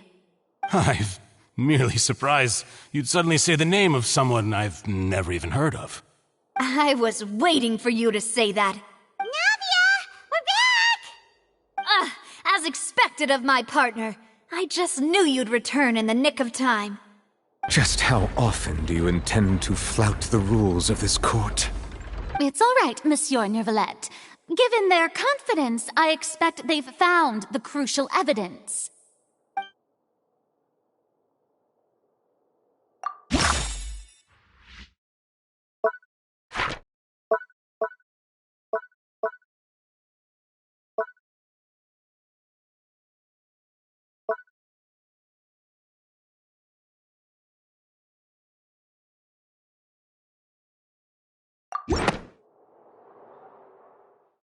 But the truth of it, Marcel, is that you've always been Vache. Huh? We've investigated your lair and we already know everything! After your lover, Vinier, was dissolved, you kept abducting young women to experiment on the hopes of bringing her back to you! You even created Marcel as a new identity and destroyed all records of your past as Vache! So that's it. Even the villains in opera performances rarely go that far. And with that, Marcel's motive has now been established. This information regarding your past also dismantles your prior timing defense. Well, Marcel, do you know where you went wrong? You fixated your gaze on the lover that passed away, instead of paying attention to the living people around you. So, you never noticed how we changed, or how we grew as individuals. You also never understood Boss's real expectations for his daughter. Or our determination to see things through. Your determination. Mr. Marcel, please speak up now if you would like to defend yourself. Otherwise, the trial will move on to the next stage. Do you really think I wanted to do any of this? Pay attention to you? What for? Have you ever paid attention to me? Ever empathized with my pain? Ever known how it feels to watch the love of your life dissolve right in front of your eyes? No one helped me. No one even believed me.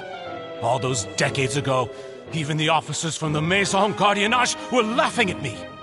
They said there's no way a human being can turn into water. So I must have gone mad from grief. Vignier's death was brushed away by all of you as if it didn't matter at all. Well, now you know, don't you? Ha! Well, it's too late now.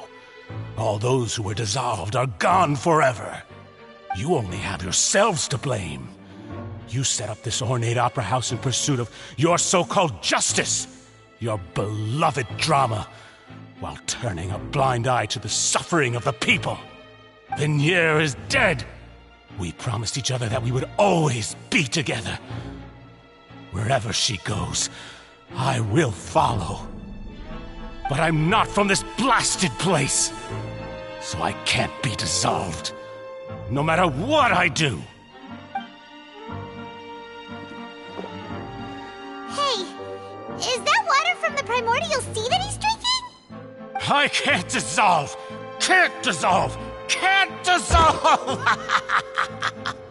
Do you all see? I can't go, I can't follow. So if I can't go where she is, what choice do I have but to try to bring her back? I did all of that, and in the end, that accursed Callus still got the better of me. I spent my entire life living on pins and needles, only to get stabbed by his idiot daughter at the very end. The suspect is exhibiting signs of mental distress. Guards, please restrain him. Don't touch me! Don't anybody come near me! I still need to save Vignier. A promise. We made a promise. Vignier.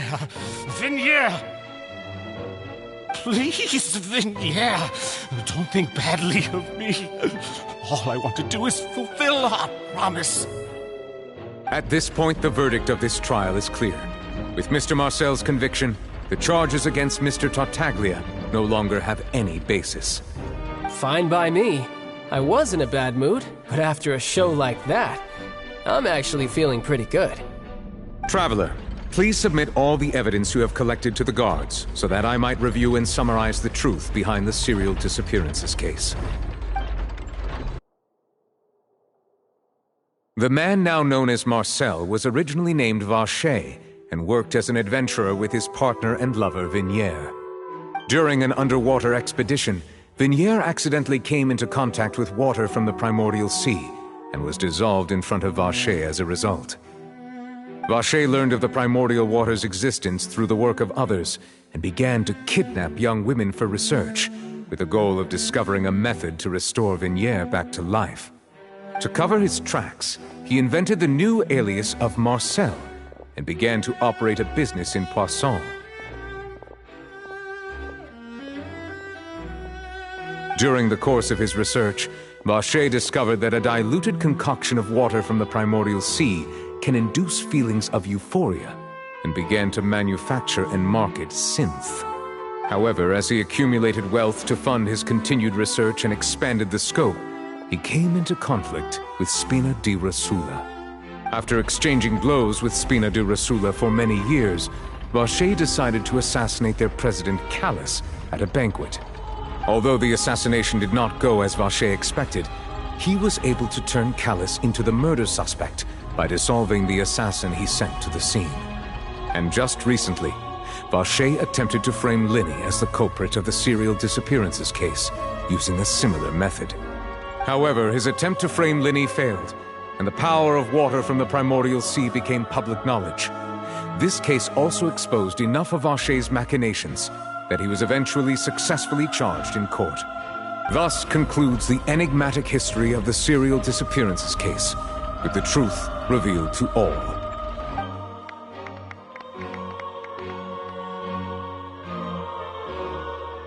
The Oratrice will now deliver the final verdict regarding the charges against Mr. Vacher.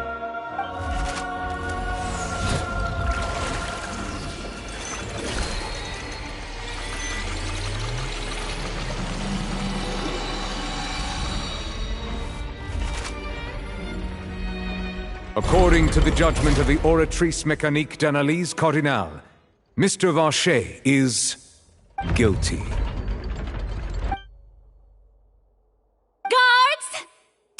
Vache away. Good. It's what he deserves. With that, the serial disappearances case is over now. We really just witnessed history. Who would have thought the true culprit would be such a polite and well-spoken guy? Yippee! We helped Navia bring the bad guy to justice! He's hurt so many innocent people and now he's finally getting what he deserves! Huh? Are you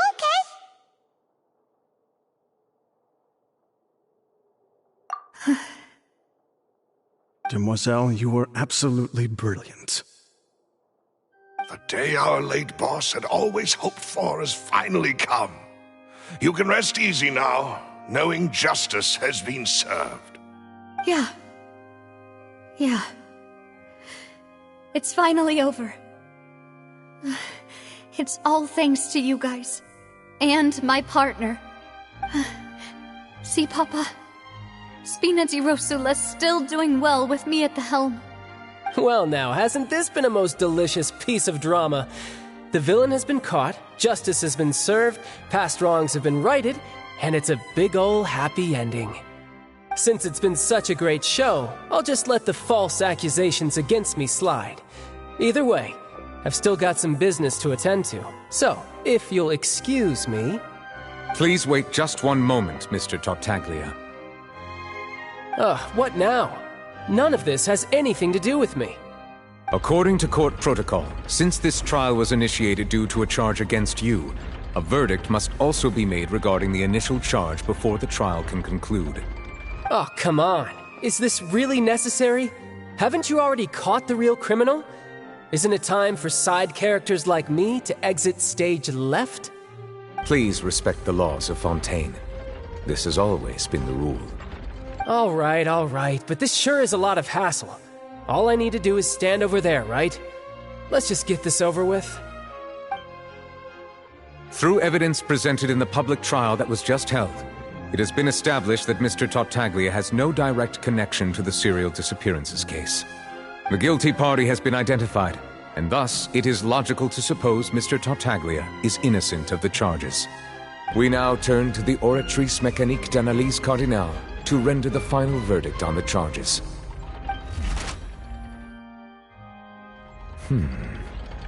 According to the judgment of the Oratrice Mécanique d'Analyse Cardinale, Mr. Tartaglia is guilty. What?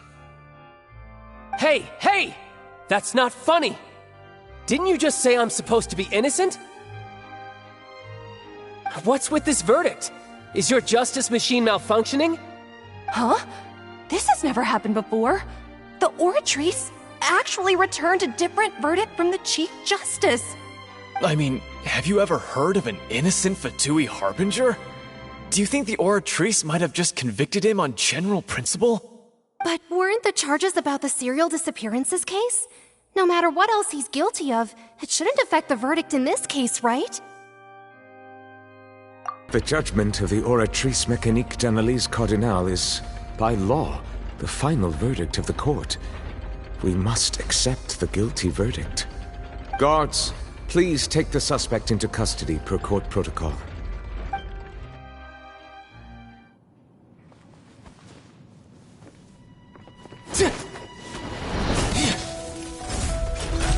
So this is how justice is done in Fontaine.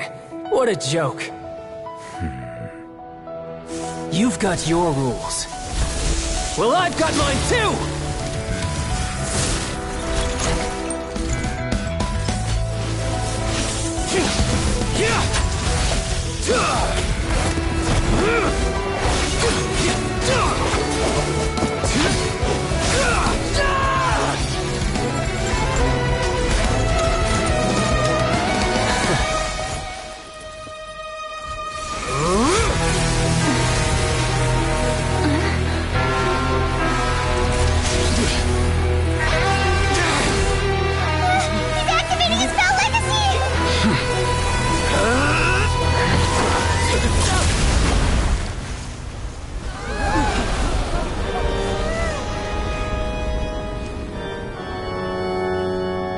I am sorry.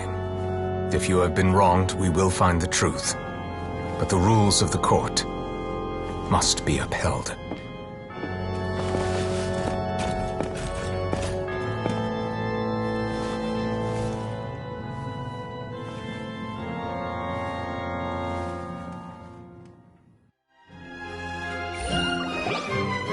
Hey, Monsieur Nouvelette, what's going on? Shouldn't they have been cleared already? Apologies. This is also the first time I've encountered such a situation. However, according to the rules established at the conception of Fontaine's court system, the Oratrice's judgment is the final verdict of the court. All I do is follow court procedure. As for why the Oratrice arrived at the conclusion it did, you should probably ask someone more knowledgeable than me. Why are you looking at me? I had nothing to do with it! I don't know what happened there either! Hey, stop staring at me! What does Lady Farina mean by that?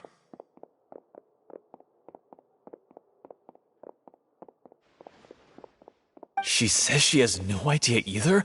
But that's impossible. Didn't she create the Oratrice herself? Yeah, so are the verdicts reliable or not? Can results like this really be called justice?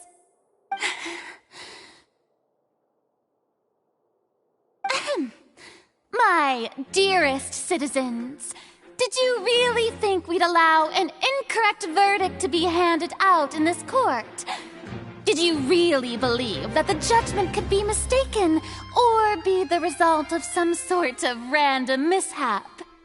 Don't tell me you thought even I had been blindsided by the Oratrice's result. But the way she looked just now, it was pretty obvious she had no idea what was going on. However, given the state of things, I shall give you an explanation. Everything that just took place, including my supposed shock and bafflement, was a part of an elaborate performance, with every action meant to stir up drama and excitement. And, of course, for every performance there is a script. Everything has unfolded exactly as I expected from the very beginning. As the embodiment of the very concept of justice, the Oratrice shall never render an arbitrary judgment! If you thought Child had nothing to do with the serial disappearances case, it is only because you've been blinded by the superficial appearance of innocence. Everything he's done, not to mention the danger he poses, are beyond ordinary comprehension and completely unforgivable! All shall be revealed in time. You will come to understand my noble intentions, as well as the absolute correctness of the Oratrice's verdict.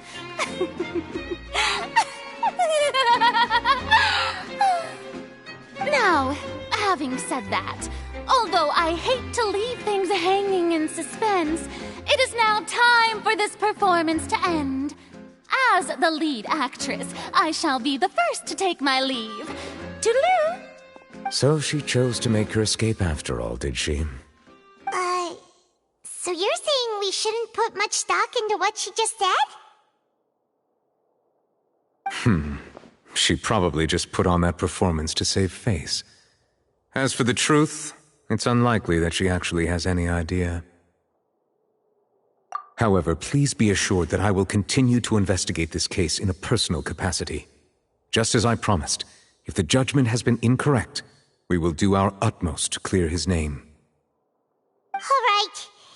Even though we feel pretty badly for him, we'll take your word for it for now. After all, he's done plenty of bad stuff, so he should have known he'd go to prison someday, right?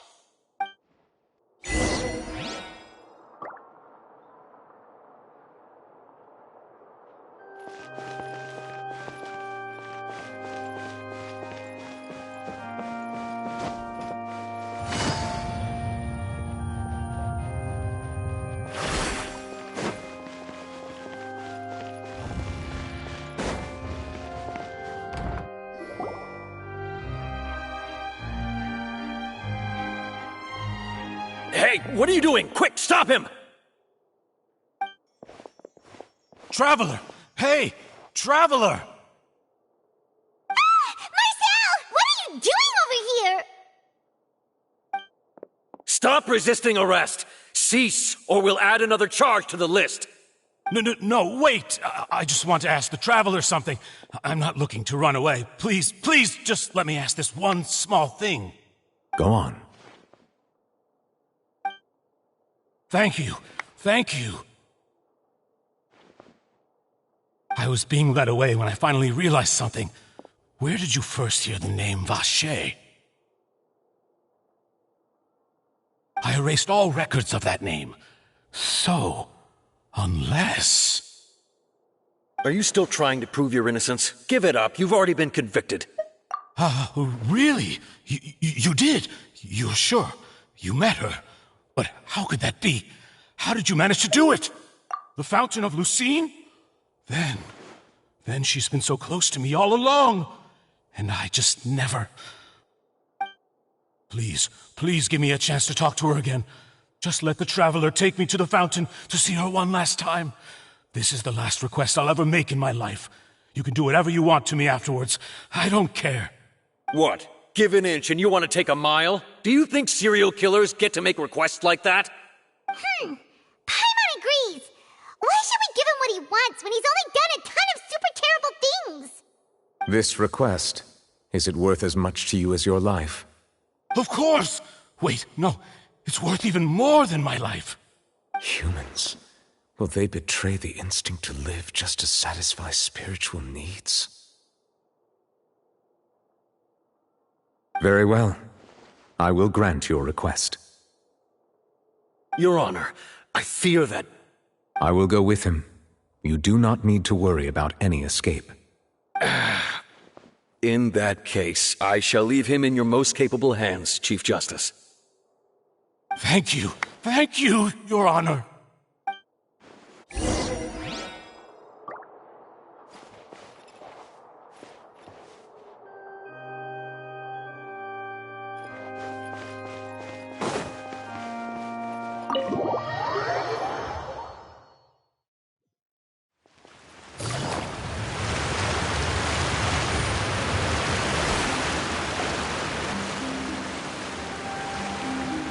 Is this the place? You said she's here, but what do I need to do to see her?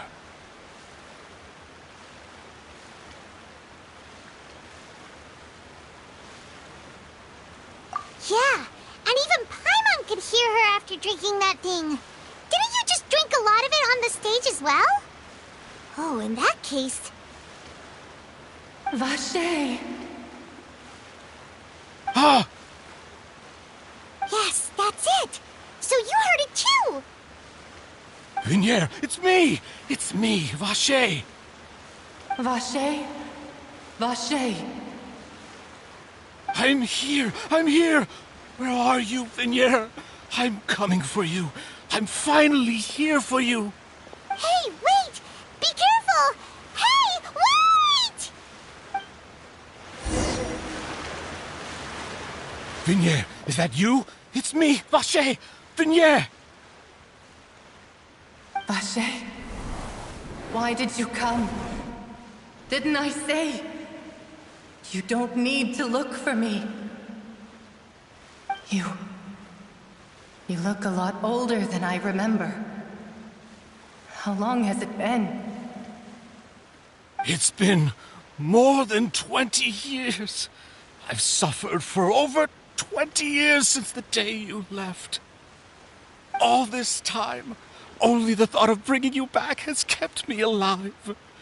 Nothing else mattered to me. I must be dreaming. Who would have thought I'd get the chance to tell you all of my feelings like this? Vignier, you are my everything. I really don't know how I could live without you. But Vacher, if you ask me, this world would be better off without you. What are you saying?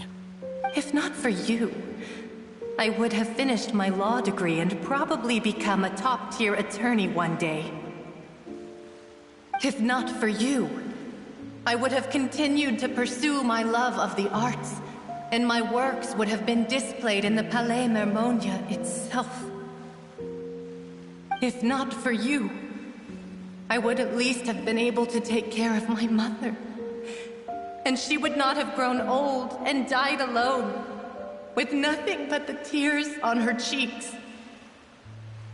It's all because of your selfishness, Vache. It's all because of you. You... Wait, you are not Vignier. Who are you? You're right. I am not Vignier. I am the sacrifices. Every woman who died by your hand, as our bodies dissolved, our consciousnesses flowed back to the primordial sea. Our thoughts circulated endlessly within the primordial sea, and we were no longer individuals, but we became one, just as streams of water come together in the sea. I'm Cressy. I'm Lemonie. I'm Azine. The only one I am not is Vignier. Why? But then, where is Vignier? She doesn't want to see you anymore. Every tendril of her consciousness is avoiding you. This is what you get for your selfishness. Your selfishness robbed us of our lives and our futures. You said time and time again that you'd do any and everything for her. But did you ever consider whether she'd want to see you do the things that you did? If she would despise you for what you became?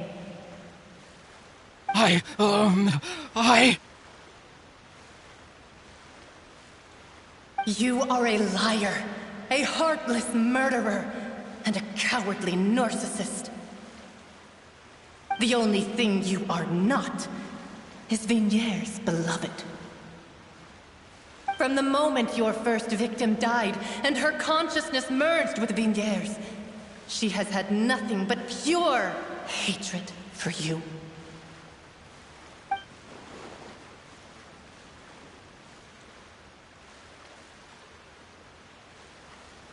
No! Vignier! She can't hate me. Let me see her, please. Have mercy. You still don't understand. When I said don't look for me, that came from the real Vignier. She really doesn't want to see you anymore. But on top of that, she also said that because it's her final drop of pity for you. She said that because she knew that if you did come here, we will show no mercy to you. Vache. Vache? Vache? Vache. Vache. Vache. Vache. Drown.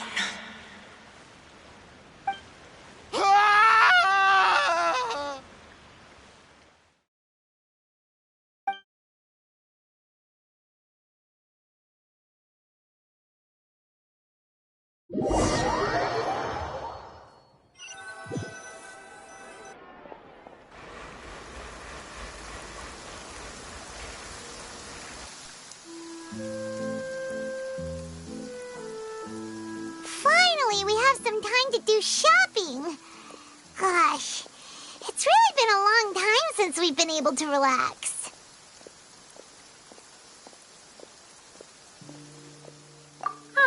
Well met, partner. I knew something great was going to happen when I woke up in such a good mood today. Even this weather can't put a damper on the demoiselle's mood. It's a pleasure to see you both again. Oh, hey, Navia! It's been a few days. Paimon's already started to miss you. Oh, now that I believe. I'm easy to work with and always bring home the bacon. Who wouldn't treasure having a partner like me? Sounds like you're really enjoying life these days, Navia. What have you been busy with since the trial? It's just been one thing after the other. I've been making non-stop trips between Poisson and the courts in Sen. Everyone from Spina di Rosula organized a memorial for my father. We never held a memorial when he first died, since everyone knew that even if we held one back then, no one was going to come. This time, though, everyone in Poisson, and even many people from the court, all attended. So his name's definitely been cleared now. That's what we like to hear. It's been the dearest wish of Demoiselle all along. That blasted stubborn fool. I was right to put my faith in him. I'm so glad I didn't give up on the case all those years ago. Oh, by the way, I ran into Charlotte just after I left the memorial service. Well, maybe it'd be more accurate to say I knew she would be there, and there was no way she'd just let me go. Huh? So you know Charlotte too? The Charlotte? Journalist from the Steambird? Yeah, way back when I first became the president of the Spina di Rosula, she was all over me. Wouldn't take no for an answer. I believe the story was called The True Heart of Darkness, Secret Tales of the Yellow Rose. To be fair, though, it was a really flattering feature. So, we've been on pretty good terms ever since. She was trying to lean on our friendship to get me to do an exclusive piece on the serial disappearances case. Oh yeah, she told us about that. She's always been super interested in that case, so now her wish has finally come true too. Anyway, I told her to make sure that when she writes about you guys entering the opera house with the critical evidence, that you both sound really cool. Now that's another thing to look forward to. We trust Charlotte's skills with a pen for sure. Oh, and in other news, I also took Clarand out for a meal. Oh, are you two on better terms now? While you were investigating Vaché's headquarters, Clarand gave testimony on my father's behalf. It was thanks to her that we were able to turn the tide. I wanted to thank her. I mean, there's also no point in being awkward all the time, so we took the chance to reconcile with each other. Oh, that's great. Paimon also thought Clarand wasn't actually a bad person. It's always good to have more friends. Anyway, now that the case has finally been solved, perhaps it will slowly begin to fade from the public consciousness. Oh, actually, there's still one last thing I need to do. What is it?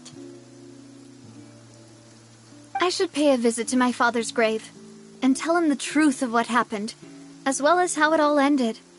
And on top of that, just how much people still look up to him to this day. That includes me, too. Miss Navia. Indeed. We want to go too! We also think Callus is a really admirable... Sure thing. I'd like you two to share the moment with me. After all, without you, there might not have been such a positive ending. And in that case, everyone, let's be off. Considering the recent weather, we'll be lucky if we can reach Poisson before dark. Yeah, you're right. It's been raining non-stop for a few days now.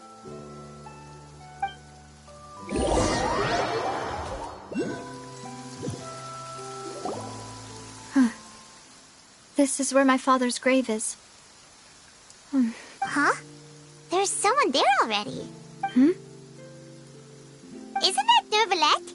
Why would the Chief Justice be here? Huh? Navia?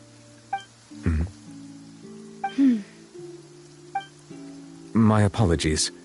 I should have asked before coming to pay my respects. Don't say that.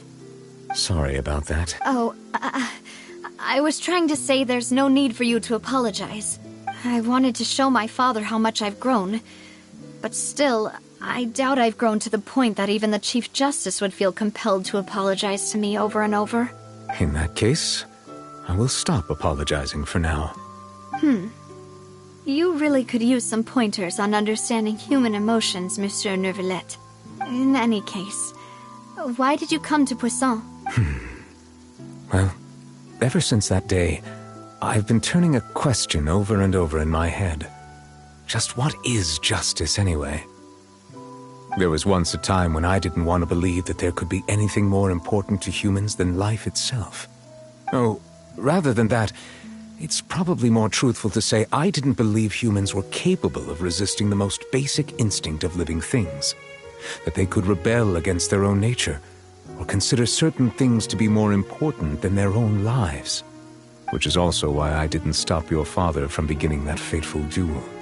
I believed that a truly innocent man would never throw away his life like that. That there was nothing, should have been nothing more important than one's own continued survival. But Mr. Callus proved me utterly and decisively wrong. If not for his sacrifice, the serial disappearances case would have remained unsolved to this day. Mr. Callus made the choice he did for his daughter, for his associates, and for many people completely unrelated to him. And in the end, from a certain perspective, one could say that he did it all for the sake of justice. A justice that's higher than life itself. So, you asked me why I came here. I just wanted to say my apologies to Mr. Callus in person. I should have noticed all of this much sooner. This regret has filled me with a sadness that has haunted me for days. That high and mighty chair in the Opera Epiclese indeed insulates one from many important things. Spina di Rosula, thank you so much for your hard work and perseverance. I'm sorry for being mad at you before. So, you're actually one of those types that's cold on the outside, but pretty thoughtful on the inside, huh? That reminds me of Silver, one of my guys. Sorry about that. Self-expression is not one of my strong suits. Didn't I just say you don't need to apologize? Ah, so Navia and Neuvillette seem to have made their peace as well. Let's not disturb them for now. We can wait till after they're done.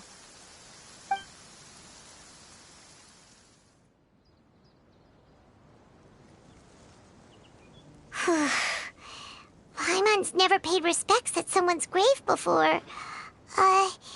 Did Paimon do anything rude there? Huh? Oh, Paimon didn't know that was a thing. But Paimon doesn't know what she would... Oh, no. Paimon hopes Miss Navia won't be too mad. Anyway, Neuvillette is still standing around there. It's not often that we can catch him alone like this, so why don't we go talk to him for a bit? If we can't talk to Lady Farina, we can at least talk to him, right?